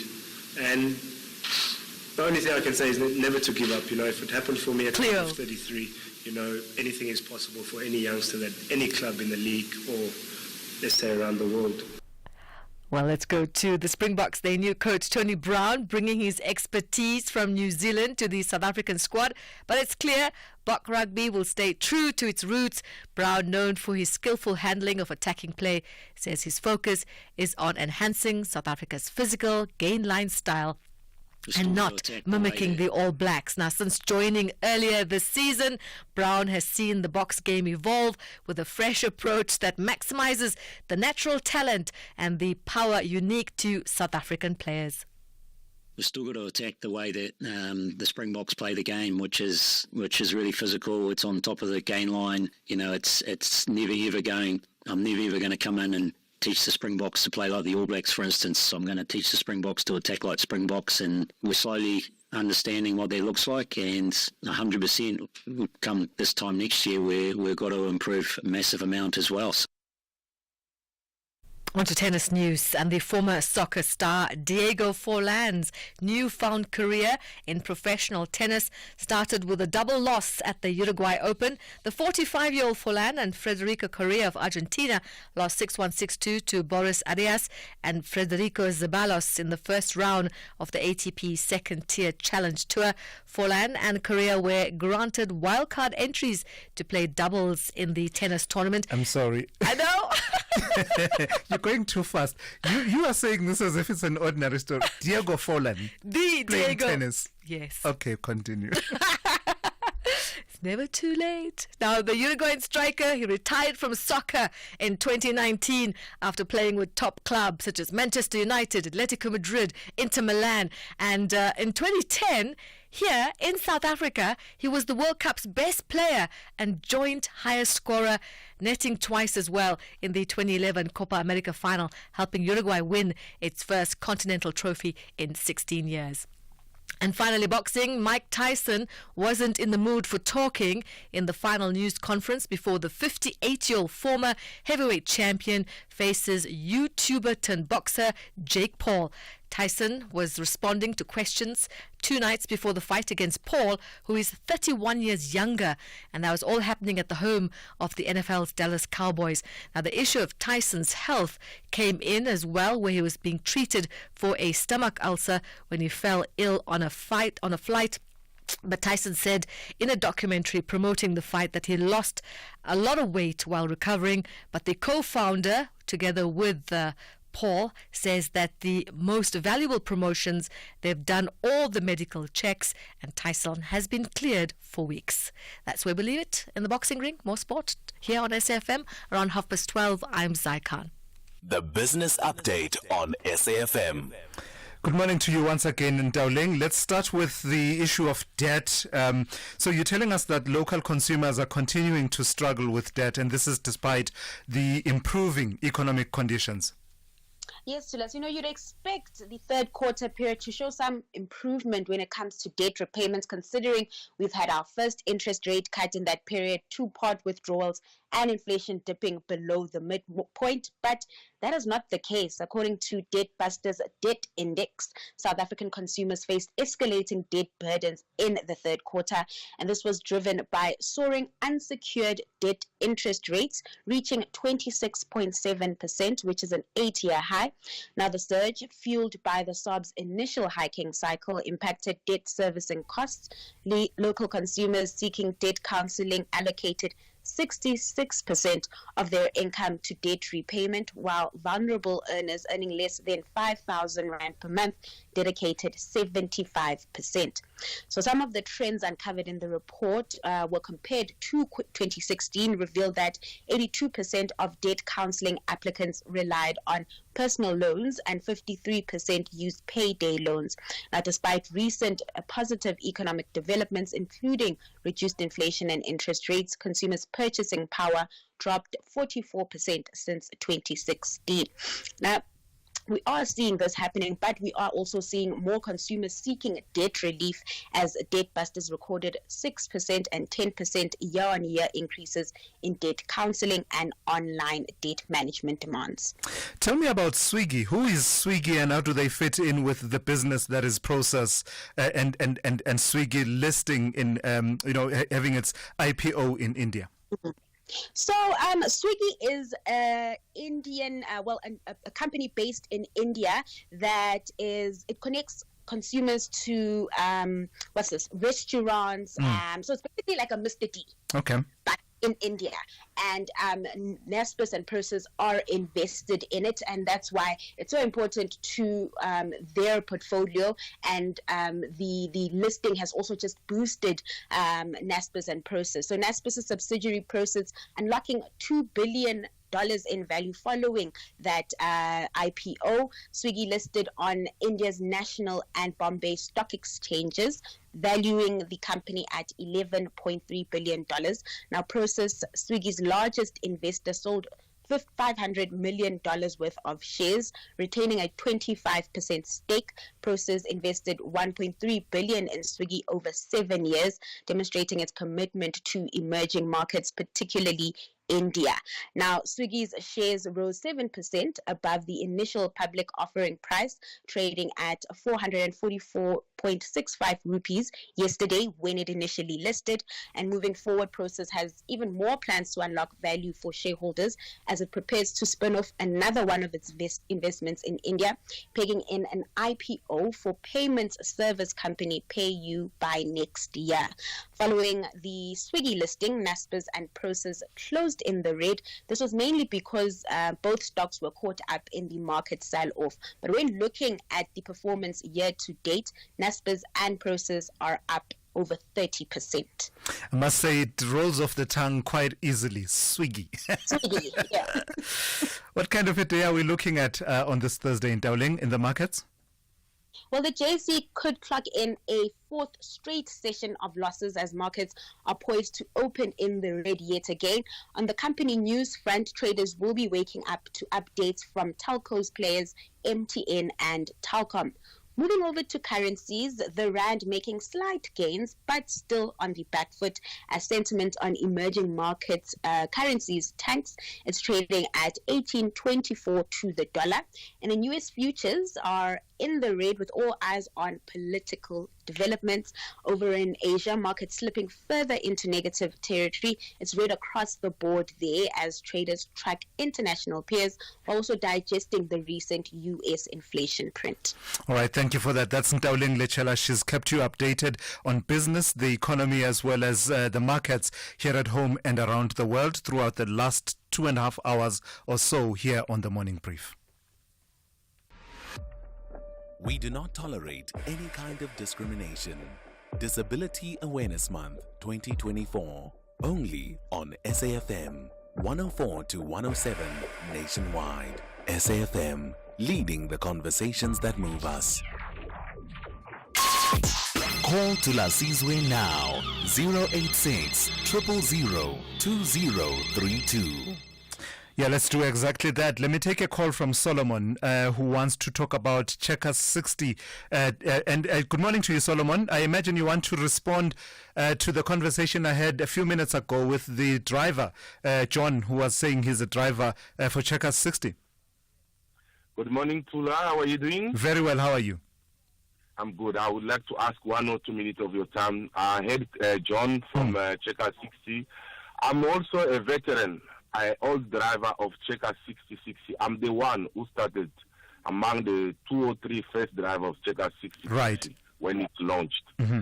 So today I've been dismissed unfairly, first of all. And secondly, that guy is selling an image which is not true about Checkers regarding the any amount of money which he summarized before, which is not true, bro.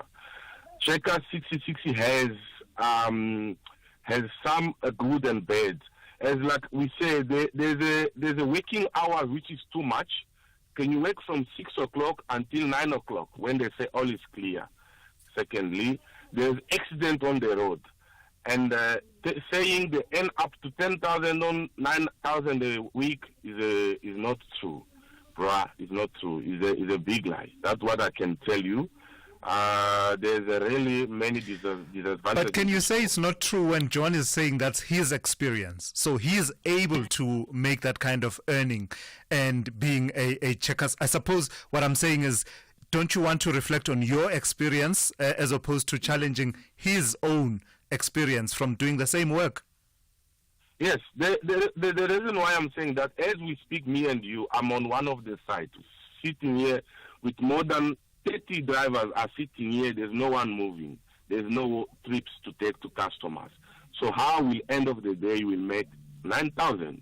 That's why I say it's not really true. Gotcha. Because I have experience. As I say, I'm a veteran. I'm old driver, Checkers 60, and there's no such. And another thing, there's some requirement which Checkers require, which I don't think South African can meet, like having a valid driving motorbike license. Yeah. To drive on the road. That is a standard requirement, yeah. Yes. We are scared. Most of South Africans are scared. We tell you, no, motorbike, I'm going to die. But can they do that? All right. I see that is one of the standard requirements. All right. Solomon, difficult work. I've got to move on. Thank you. I've heard you. That's Solomon in Cape Town talking about Checkers 60 drivers there. Let me take a few calls that have to do with the issue of the illegal miners. Let me start with Tsepo in Velcom. Good morning to you, Tsepo. Hi, how are you, sir? Very well. How are you? I'm all right. I was listening to the gentleman from Stilfontein. Mm-hmm. He was lying. You know, he says that those people can't just come out. That's not the truth. The truth is those people are saying that they cannot come out because once they come out, they will be arrested. Now, instead of coming out, they demand that the South African government send food to them down there. Now, from what he was explaining, the Stilfontein individual, if they can't come out, how is anybody supposed to take any food down there? But there's also another issue that we need to deal with here. Yeah, it's not safe. Let's be honest about that. It's not safe on 2 issues. Number one, the Zamazamas have a habit of shooting the police and soldiers once they encounter them. That's the first problem. The second issue that we have is that these Zamazamas, they mine the pillars that maintain the mine safe. They mine the pillars They do not extract the methane gas and whatever. So now how are we supposed to take our soldiers and our policemen into an unsafe area just to give them food when they don't want to come out because they're going to be arrested when they come out? Tsepo, thank you for that. Thank you for that contribution, Tsepo in Velkom. Let me take a call from Peter in Klerksdorp. Good morning to you, Peter. Also on the same theme. Hi, Thulas. Good morning to you and good morning to the listeners. Thulas, if we really want to be deliberate and deal with the issue of unemployment, we need... Oh, what's happening now? Peter? Sorry, I lost you there for a second. Say that again. You're saying we need to do what? Okay, I was saying to you, if we really want to deal with the issue of unemployment in the country, our government needs to start now taking some brave decisions. Okay, first thing first, you must understand that these minerals, all of them in the country, they belong to the government, right?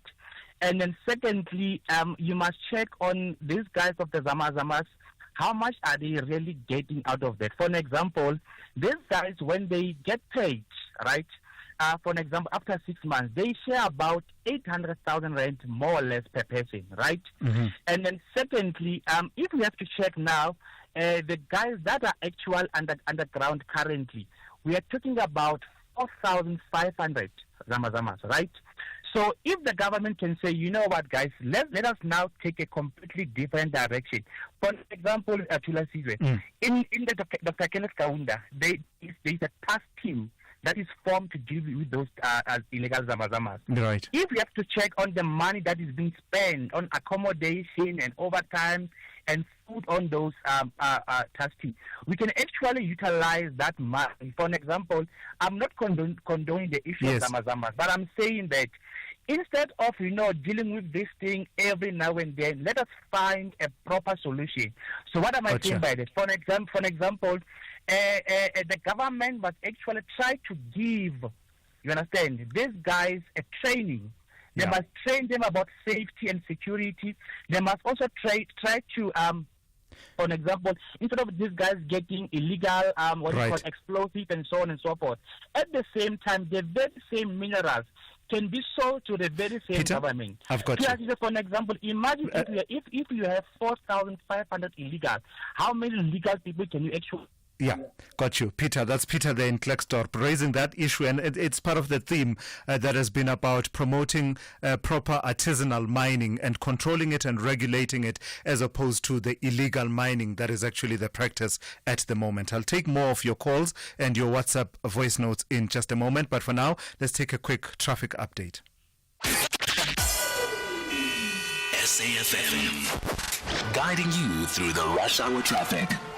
Just if you're driving the traffic in Joburg, just keep in mind it's coming very quickly. This Sunday is Ride Joburg Sunday. It'll see multiple road closures all through parts of Joburg, parts of Midrand, northwest area. It'll close the Mike 1 South. This is really important. Close the Mike 1 South from Buccleuch interchange all the way down through Joburg, through the Crown, through Boysons, down through Monday, right down to Columbine Avenue in the Southgate area. It'll be a full closure from about 3 a.m. on Sunday morning right through until about 4:30 p.m. It'll obviously be a rolling closure. It'll stay closed on the Southgate or Monday side a lot longer than it will Buccleuch and sort of Sandton, but it will be terribly disruptive again. To matters this morning, there's a crash on the Mike 1. It's at Smith Street, just north of the Crown, so very heavy backlog. Just as that traffic was easing, it's all backing up again. Boyce inside on the Mike 1 north, and from Joe Slovo on the M2 west into that Mike 1's very heavy as well. The other delay we've been tracking this morning is a crash on Pretoria's N1 South going into the N4 Emma-Lefleni. That's still busy from as far back as Storenful Road. Durban, the earlier crash we reported at Belito, that is out of the way. A breakdown at Cliffdale in the roadworks, so very heavy from Key Ridge as you line up through the roadworks there on your way to Pietermaritzburg. And Cape Town, very busy this morning. N1 into town stays heavy from N1 City through the city centre. N2's at Bunga Avenue through the Hospital Bend. The M3 queuing into Paradise Road. And then it gets busy again passing UCT to Hospital Bend. Rob Byrne, SAFM Traffic. EFC 119 is live this Thursday with a stellar main event featuring interim champion Terrence the Black Panther Balelo and Edson the Trapdoor Spider Machavani vying for the genuine 24-carat flyweight title, whilst the co-main event will usher in a new era. South Africa's Dana Van Wyk and Nigeria's Juliet Chukwu battle it out for the 135-pound golden buckle. EFC 119 from the World Sports Betting Arena. Watch it on SABC Sport Channel on DTT Channel 4 from 7 p.m. Brought to you by SABC Sport. Did you know? The National Department of Transport has allocated 7.7 billion rand in bus subsidies for the 2024-25 financial year, which is a 4.5 increase from the last year. Through the taxi recapitalization program, over 83,700 old taxis have been scrapped, with 5.9 billion rand paid to operators. Since 2001, the Shova Galula bicycle program has distributed 122,000 bicycles to learners, with 32,000 delivered during the current period. Doing more together. This message is brought to you by the National Department of Transport. Call Thulasizwe now. 086 000 2032. Yeah, so as expected, the comments made by Minister Khumbudzo Ntshavheni, as well as the situation playing itself out around the illegal miners in the northwest in areas such as Stilfontein, continues to dominate conversation. Let me take one or two voice notes and then a few more of your calls this morning. So, Thulas, the minister and, as she says, government will not help the illegal immigrants, and although it is the illegal immigrants doing their thing, yes, it is a crime, but the attitude that she displays is inhumane. So she would rather let them die, sit with the crisis on our hands, than to assist them to come up and then arrest them. That is not a good look on government. Teresa, Cape Town. Morning, Bishop Makwana from Lebogo Zone F. You know, I support the government, and Ntshavheni's statement is very good. These people cannot be treated with kid glove. You see, when we become a leniency to an enemy, it is your mistake and it becomes your weakness. That is why now Popular Matuba is now being attacked by these unformulated organizations in our own country, so that our country can suffer, our people can suffer, our economy can be destroyed by these people. It can't be. We should not allow, we must stand firm. And I support Ntshavheni, he is right, and we must fight for this criminal. All right, thank you for those. Let me take a few calls then. Let me start with Thomas in Newcastle. Good morning to you, Thomas. You also want to weigh in on the minister's comments? Definitely, put. The problem is this with South Africans. We always speak, we always look at our face. We don't look at the stop sign that we are approaching. What do I mean? Today, at this present time, what Chabedi said is 100% right. I agree with it 100%. Because we are in this trouble because of what was done by the ruling party 20 years ago, like that gentleman was saying, when they closed the mines and put all those rules. Most of the time as South Africans, we put rules that are going to have an impact 10, 20 years later. We don't have the foresight in whatever we decide. So today, she is right. And if she sticks to this today, 10 years later, people will know not to do things that are going to land them in the trouble that these guys are in.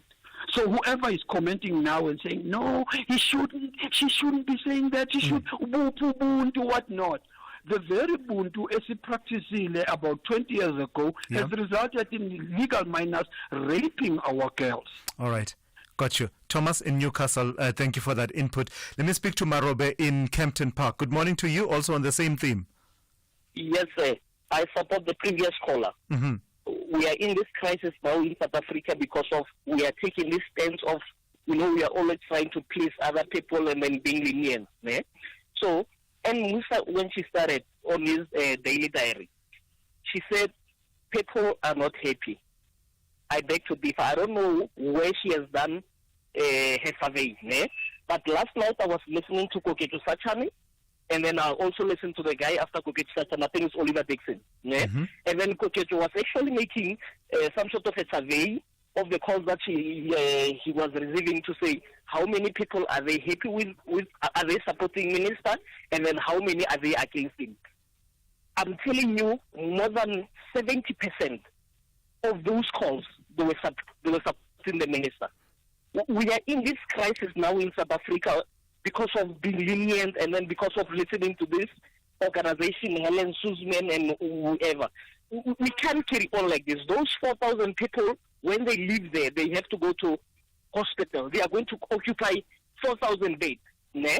Illegal minors. They are going to occupy 4,000 beds, and then we will be struggling to get beds because of that.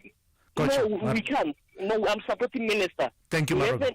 Let's move them out. Thank you, Marobe. That's Marobe in Kempton Park there. Of course, the other issue around that is that opinion is divided. And I think that's the safest thing that we can say. Opinion is divided.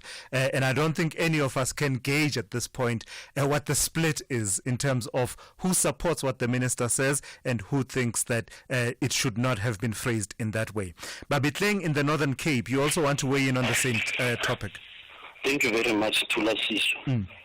Look, by profession, I'm a miner.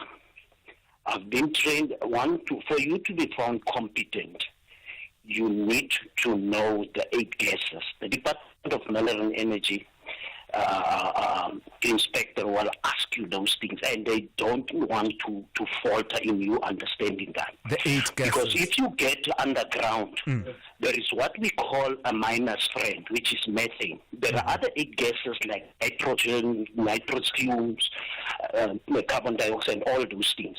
You can't go underground in an unsafe area and you go and mine out there.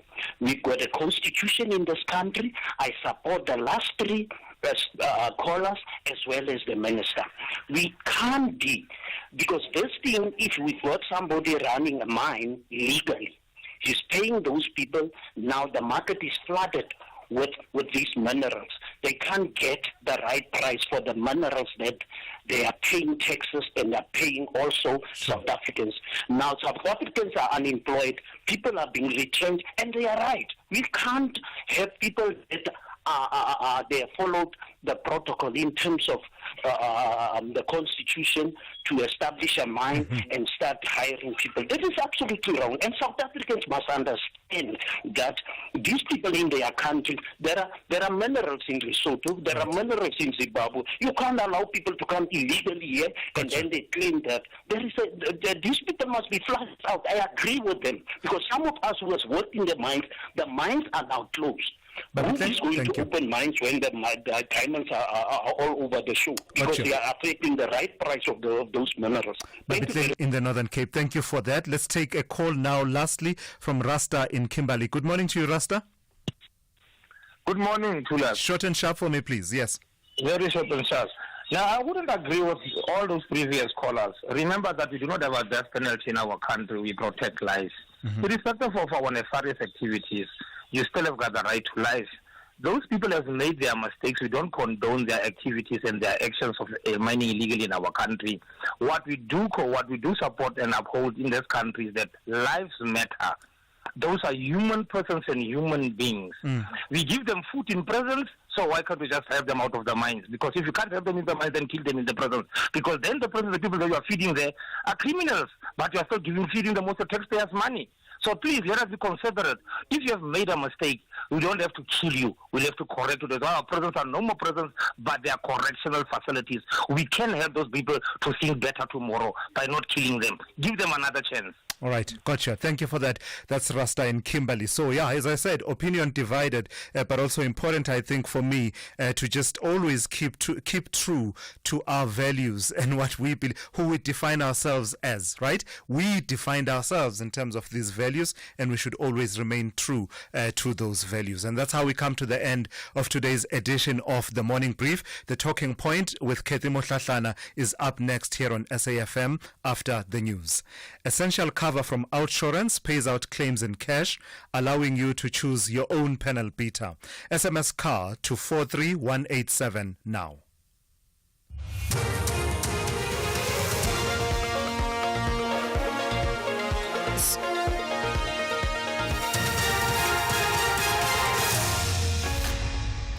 In our top stories, Scopa raises concerns over handling of SIU recommendations and 5 people arrested for running an illegal food manufacturing operation. Good morning. Parliament's Standing Committee on Public Accounts Scopa has expressed disappointment on the way government is implementing the recommendations of the Special Investigating Unit on Corruption in State Organs. The Presidency briefed Scopa on the unit's reports yesterday. The Presidency says President Cyril Ramaphosa has received 166 reports, but Scopa Chairperson Songezo Zibi and EFF MP Mazwika Blose were not convinced. I am not getting a sense that the presidency actually is looking at this in a systematic way in order to make systemic improvements. And maybe let me use the term systemic rather than systematic. Not looking at this in a systemic way. You know, in what the chair has raised in terms of the systematic issues, because it's not enough that the SIU will go and investigate a matter and come back with their reports and say, this is what we found. And this is what we recommend. And then, well, that person is taken to jail or their accountability measure. But the flaw in the system remains. City of Cape Town authorities and police have arrested 5 people for allegedly running an unlicensed food manufacturing business in the Mfuleni area. Authorities inspected the premises where they found sausages being processed and packaged in unsanitary conditions. Member of the Mayoral Committee for Safety and Security, J.P. Smith, says the owner of the facility and 4 employees are suspected of being in the country illegally. Forensic experts are processing the contents for further testing. Smith says they received a tip-off. Our directorate investigators received a tip-off of premises in Mfuleni where such food products were being manufactured without the required authorization and in unsanitary conditions. Deputy Health Minister Dr. Joe Phatla will lead a World Diabetes Day commemorative event in Hammanskraal in northern Pretoria. Gauteng Health and Wellness MEC Nomantu Nkomo Ralihoko will accompany him. The day is an annual global campaign which is dedicated to raising awareness about diabetes. The chronic disease occurs either when the pancreas does not produce enough insulin or when the body cannot effectively use the insulin it produces. This leads to high blood sugar or glucose. The World Health Organization says about 830 million people worldwide have diabetes. Provincial Health spokesperson Mutalatale Mudiba. The theme for this year is diabetes and well-being. It focuses on raising awareness around diabetes and other non-communicable diseases, supporting healthy lifestyle choices and encouraging early screening to prevent severe health complications. Conditions like diabetes, hypertension and cardiovascular diseases are increasing at an alarming rate, particularly among urban residents whose lifestyles often contribute to these health risks. Representatives of residents of Lenasia and southern Johannesburg will meet with city officials again today to discuss their water situation. On Tuesday, the city's technicians were in the area to deal with illegal water connections. This led to a community protest. Last night, angry residents closed a section of the Golden Highway and looted some shops. They say the single truck supplying water is not enough for the entire community. Community leader Fanelwa Moy says they hope today's meeting will yield positive results. So Golden Highway was being shut down. Stones and some looting took place amongst other shops, but some members of the committees also tried to protect the center, which we have ShopRite. Yeah, this is the current situation that is happening. Still, we don't have water, we don't have anything. So we're just praying with this meeting that is going to take now, at least will come with a solution towards this crisis of water. And finally, the Border Management Authority, BMA, says it remains on high alert at the Libombo border post as it anticipates a resumption of protests in Mozambique. The BMA spokesperson, Meme Mukhotsi, says by yesterday afternoon, they closed the port of entry between South Africa and Mozambique due to renewed political tension. Mukhotsi says the processing of people and cargo later resumed. However, intelligence they've received from the Mozambican government indicates there could be a resurgence of violence. The Maputo corridor is a very important corridor for trade. But when we are faced with situations, we are able to divert cargo processing. We have a port of entry that is 60 kilometers next to Libombo port of entry that normally when everything has come to a halt, we redirect the traffic through that port of entry called Mananga. It would put travelers in cargo transit into Swaziland and eventually getting them into Mozambique. Recapping the top story, Parliament's Standing Committee on Public Accounts has expressed disappointment on the way government is implementing the recommendations of the Special Investigating Unit on Corruption in State Organs. For SAFM News, I am Anne Musa. And that's the news for this hour. Theft, accident and 1 million rand liability cover are all covered by Outsurance Essential. Get a quote today, SMS card to 43187. Our role must be to seek to build a better world. SAFM invites you to our annual public lecture, delivered by former Minister Dr. Naledi Pandor. The theme for the lecture is 30 Years of South African Freedom. Reimagining South Africa's democracy, achievements, challenges, and the road ahead in protecting our democratic gains. The lecture will take place on the 21st of November 2024 at the Birchwood Hotel and Conference Center. Secure your seat by emailing us at info@safm.co.za. Today, I'm part of seeking to build a better South Africa. SAFM, leading the conversations that move us. Outsurance Essential is low-cost insurance for older cars. Annually, a 39-year-old woman pays only 291 rand a month for her 2005 Hyundai Getz 1.5. With Outsurance Essential, accident claims are paid in cash, so you can choose the panel beater you want to use. Top this up with motor warranty, which covers you for mechanical and electrical breakdowns.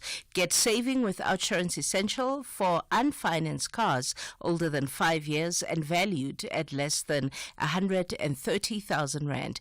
SMS car to 43187. That's car to 43187. Licensed insurer and FSP. T's, C's and information online. The Talking Point on SAFM. Weekdays, 9 a.m. till midday.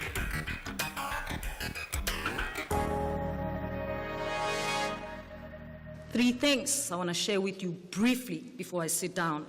First, I hope that this honorary doctorate says to all those people who look like me, who it feels like there's no hope for the future, I hope it says to them that with hard work and consistency, anything is possible. There are people today who tell our young people not to work hard, but to work smart. Let me be clear. There is no smart work without hard work. The smart work only happens after the hard work. You do the hard work, and then you can work smart afterwards. It's like pushing the flywheel.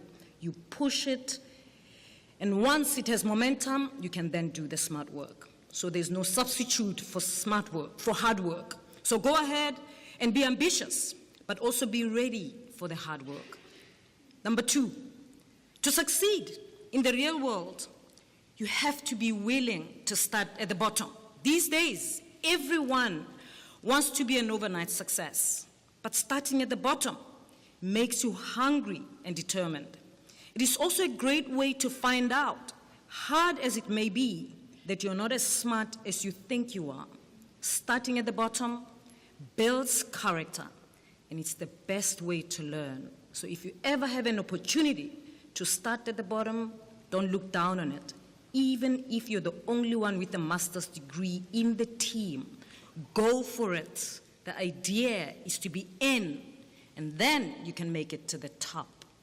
Number 3, your actions, right or wrong, have consequences. You choose an action, you also choose the consequences. That's just how adulthood works. I'm not just talking about going to jail or losing sleep. I'm talking about your good name, your reputation. It is much bigger than the job, the deal, the promotion, or the money. It is who you are. Don't give it away. Be strong about what you believe in. Be strong about who you really are, the pluses and the minuses. What you will and will not do to get ahead, what you can and cannot live with. The world out there will test your ethics and therefore teach you ethics every day. And it's never too early or too late to learn or to get your ethical act together. It's never too early or too late to learn or to get your ethics together. How apt. Professor Mamokgethi Phakeng, the former Vice Chancellor of the University of Cape Town, is in charge of the motivation today as we get into the talking point. Happy Thursday, everybody. It's Thursday, the 14th of November. Welcome to the talking point on SFM, where we're leading the conversation that moves you. Our studio numbers for you to join in whenever you want to on those conversations: 086 000 2032, 086 000 2032, the SMS line 41391, 41391 will come at 150 to you. We are on WhatsApp. We are on the number 061 410 4107. On X, we are at SFM Radio, and please hashtag SFM Talking Point whenever you talk to us. So, I'm Khomotso KG Mwekezi. I'm in again today for Kathy Mutlatlana. Coming up on the program, we're opening the lines for you. I have a feeling it is going to be lit because there is a lot that we potentially can talk about. But let me just pause my thoughts on the open line and tell you between 10 and 11 in the Municipal Watch on this Thursday, the city of Johannesburg is saying that it's going to approach the spaza shop problem. Over the weekend, as you know, the Premier of Gauteng, Panyaza Lesufi, said that the Gauteng government has decided to ban the sale of Tebufas, a pesticide which was found to have caused the recent deaths of 6 Soweto children. He's gone on to say that the licensed businesses will be able to sell the pesticide only. Will not be able to sell the pesticide. Only licensed businesses will be able to sell the pesticides known as Halefemi. And Lesufi was speaking following a meeting with MECs, mayors, and MMCs on implementing bylaws and regulations for spaza shops. I don't know why Lebo gives me names of medicines when I'm not a doctor, and he knows I'm going to butcher them. The meeting comes amidst the spike in foodborne illnesses, which has since claimed the lives in Gauteng, at least, of 23 children, with 441 cases reported. He said traders must abide by prescribed regulations. So we've got the Speaker of the city of Joburg, Councillor Nobuhle Mthumbu, is coming into the studio. Speaker, let me warn you, you're going to go up the stairs at the SABC today. The lifts are not working. So if the Speaker of Gauteng is listening to me, of the city of Joburg is listening to me right now, wear good shoes. You're coming up the stairs as you come to talk to me. Okay, between 11 and 12, we're going to talk about something they call the Mamas Alliance. It was more questions than answers to me too when I was reading to prepare for it. It seems like a positive story by NGOs calling themselves the Mamas Alliance. They are made up of 36 NGOs, and they collectively care for over 70,000 children throughout the country, where they provide critical support in such areas as education, healthcare, nutrition, and community development. Last week, they held a conference under the theme Make Them Fly, and to tell us more on what is happening with them, we'll talk to Hau Ahiwi Mure and Khunzi Kamana, and of course, we round off the show still with a book by Wiseman Kuhlu. It's A Life of Purpose. It's authored by Luvuyo Wojela. Hey, where do we start? Do we start with smoking them out? Do we go to Denny, you're done? Do we go to Julius Malema saying, if Zuma wants a fight out? I don't even know where to start. It's almost as if when I left the studio yesterday, the lights were lit. You name it, it happened. Okay.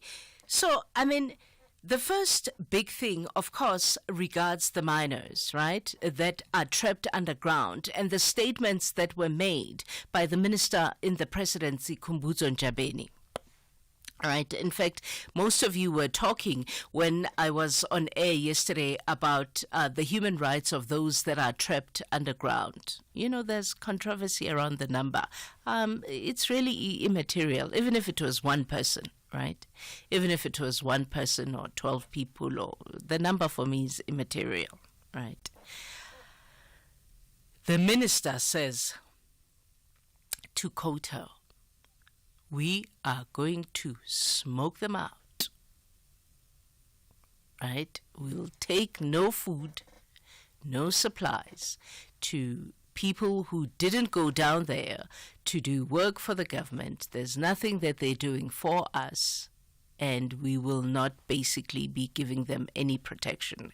And there's major outrage from a lot of human rights activists. But there was an interesting take from Thuli Madonsela, which I found quite odd, actually, on Twitter, you know, who took the minister's side. That's one. And then Denny Jordan was arrested and bailed out, right? And then in the statement that he read for his bail requirements, we are all baffled to learn that Denny Jordan earns no salary from the South African Football Association, he claims. He says he earns what he calls an honorary gratuity of between 0 to 100,000 rands a year.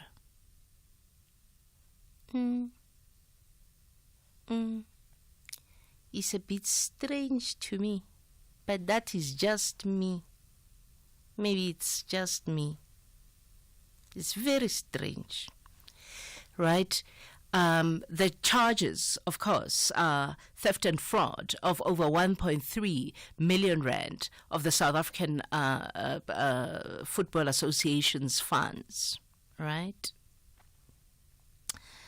So, I mean, it's a lot. It's a lot, but it also is interesting to me that the Minister of Sports, Arts and Culture has not spoken just yet. He's spoken. He's given his opinion, Minister Gayton McKenzie, about what Minister Khumbudzo Ntshavheni has said about the miners that are underground. Of course, we know Minister Gayton McKenzie stance on illegal foreigners, his political party.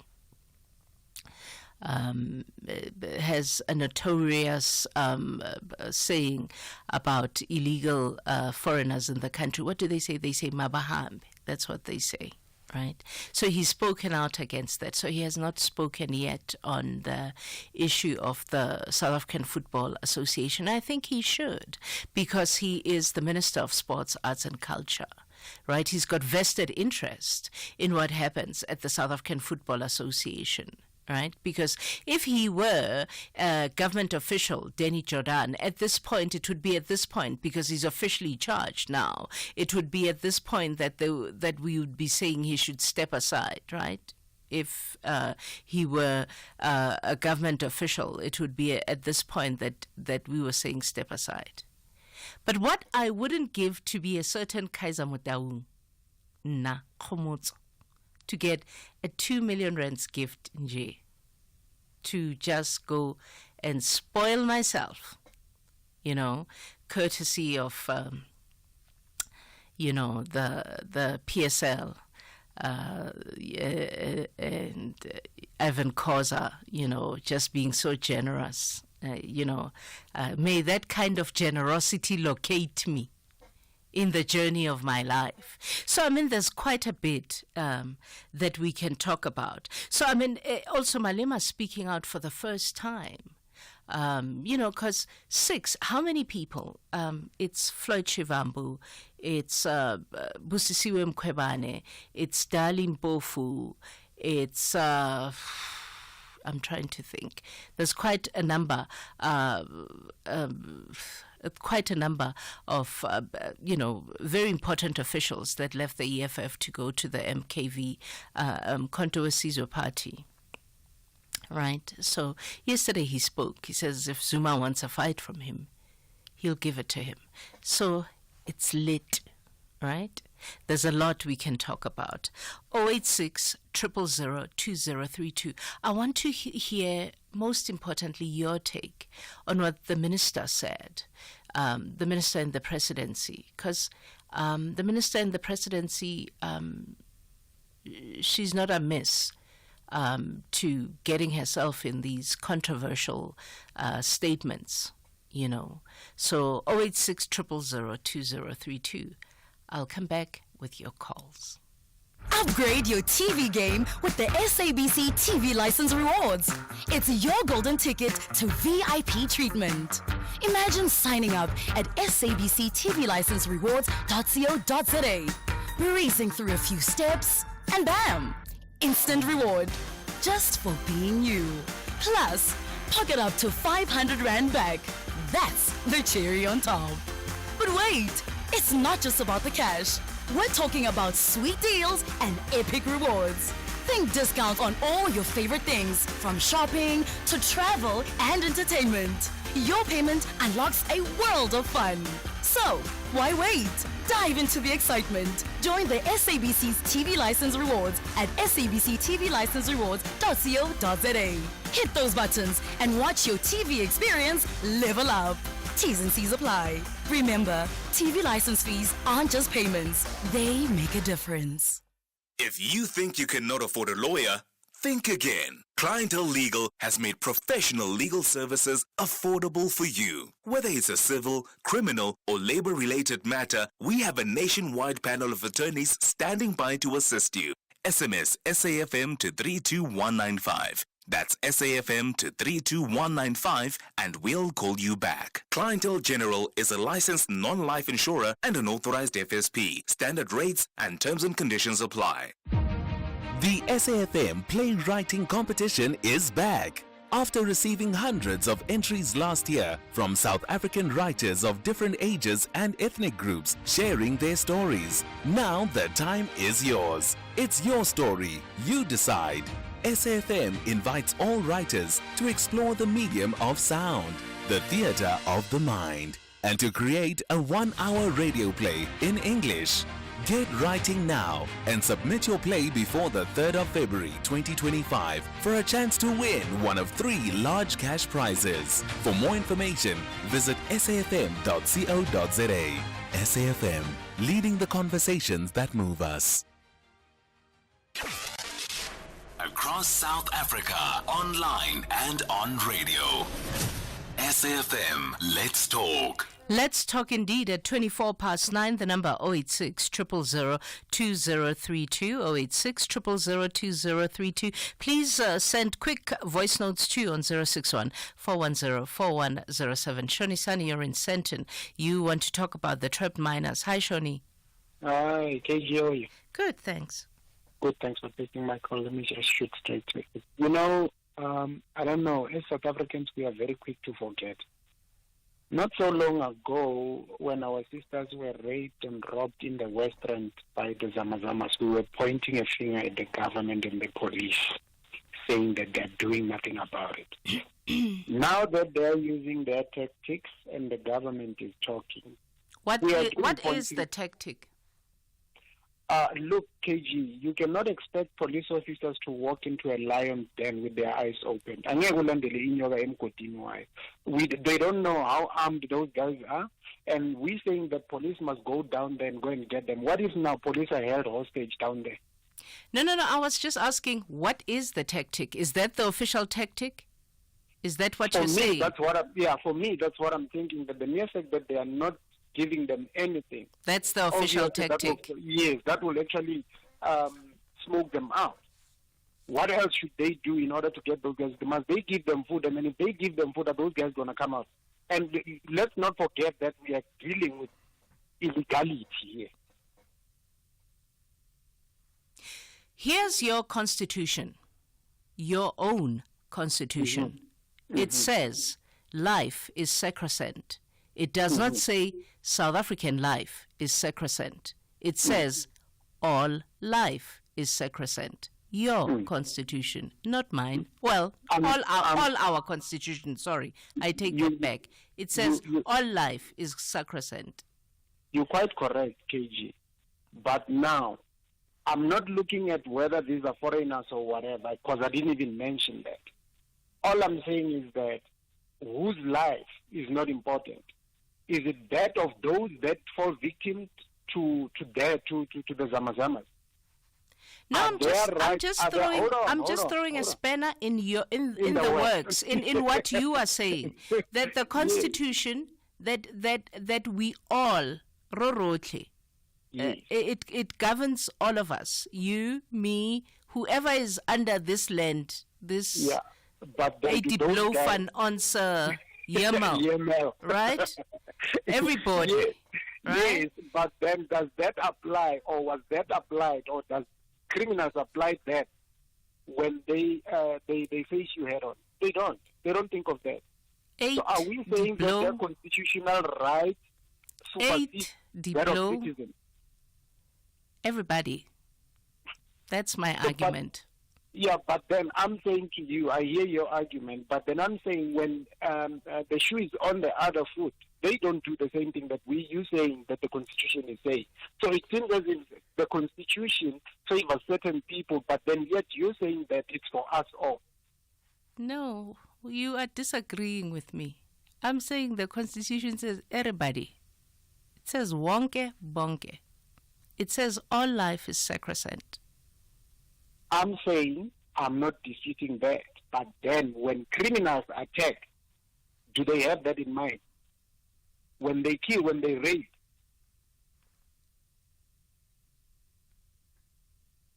I guess we've reached an impasse, haven't we? Exactly. Have a great day, Shonisani.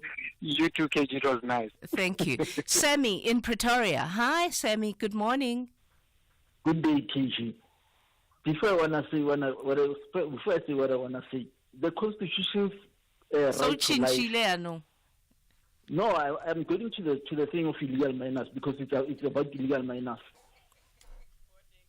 Hello? Yes, I'm listening. The right to life is not the right to life is subject to certain conditions. Is it? If your right to life is going to really? endanger other people, if it's going to endanger other people's lives, then you forfeit it. Really? Since when? The people who wrote our Constitution said that. No, they said the right to life is conditional. Is that what they said? I'm a legal student. These things are subject to legal interpretation. You can't just this rights are not supreme. They are open to legal interpretation. KG, right now, if you are holding my daughter, if I catch you raping my daughter, I have a right to take out my gun and blow your brains out. The basis of the Constitution is life is sacrosanct for all. It's open to legal interpretation. That's what most people don't understand. I actually don't agree with that, but you're the legal student. No, you can talk. You're the legal student. What is the state versus Makonyane, which forms the basis of the right to life principle?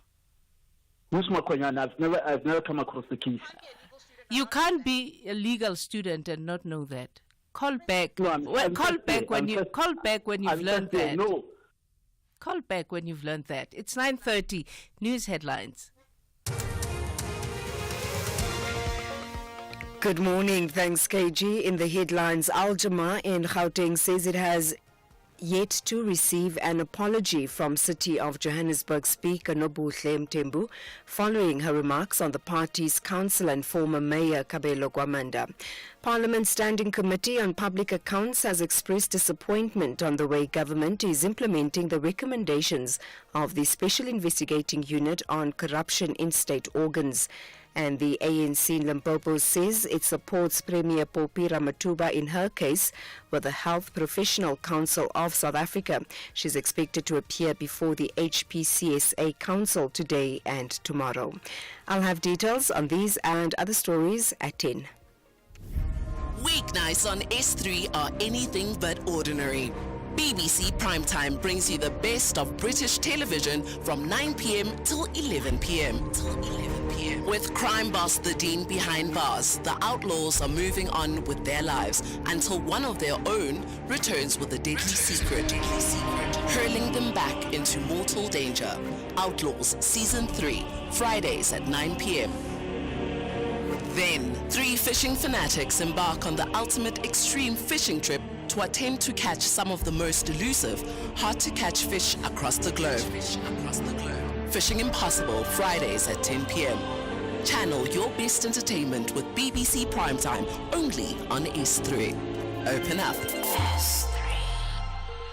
Here's what real clients say about OUTsurance. Here's Fundi, 46 from Brackenfell. They give me lesser amount for my car. 523 rand on my 2013 Hyundai iX35. Monica, 39 from Three Rivers, pays just 1,515 rand a month for her 2018 BMW 320i. Give OUTsurance a call. You can't lose. SMS out to 30754 now. That's out to 30754. OUTsurance is a licensed insurer and FSP. T's and C's online. Our role must be to seek to build a better world. SAFM invites you to our annual public lecture, delivered by former Minister Dr. Naledi Pandor. The theme for the lecture is 30 Years of South African Freedom, reimagining South Africa's democracy, achievements, challenges, and the road ahead in protecting our democratic gains. The lecture will take place on the 21st of November 2024 at the Birchwood Hotel and Conference Center. Secure your seat by emailing us at info@safm.co.za. Today, I'm part of seeking to build a better South Africa. SAFM, leading the conversations that move us. Conversations that you connect with and react to. SAFM. Welcome back. It's open line time on the talking point on 086 000 2032. I want to read your tweet, Lady S. You're saying between Julius and Zuma and the anti, wait, where is it now? I can't read. There it goes. Between Julius and Zuma, it's from Lady S who sent it to at SFM Radio. Between Julius and Zuma and the anti-GNU brigade within the ANC, they all have smaller skeletons they threaten to bring out. I remember that day. Of the Smolanyana skeletons. It's fascinating to me that nobody wants to talk about the South African Football Association and Danny Jordan. It's really because it's quite a fascinating story. And there's a piece that I read this morning. I think I can't remember the writer, but it's a guy on Times Live, and he says, it opens though a wider story, right, about football. It's more than just one individual, and we're there. We've reached that point, and he takes it back to that point and that grant that was given after we hosted the World Cup, because there's an over, is it 400 million that was given for the development of football in South Africa, and how we never have had a discussion around what happened to that 400 million rand of the development of football in South Africa. This I think is the beginning of the redefinition, maybe, of South African football. Butana in Rosebank. The minister is correct. Hi, Butana. Morning. Good morning, my sister. Indeed, yes, I agree with the minister. It's correct. She must smoke them out. They must come out the manner in which they kept in there. What is happening? There's a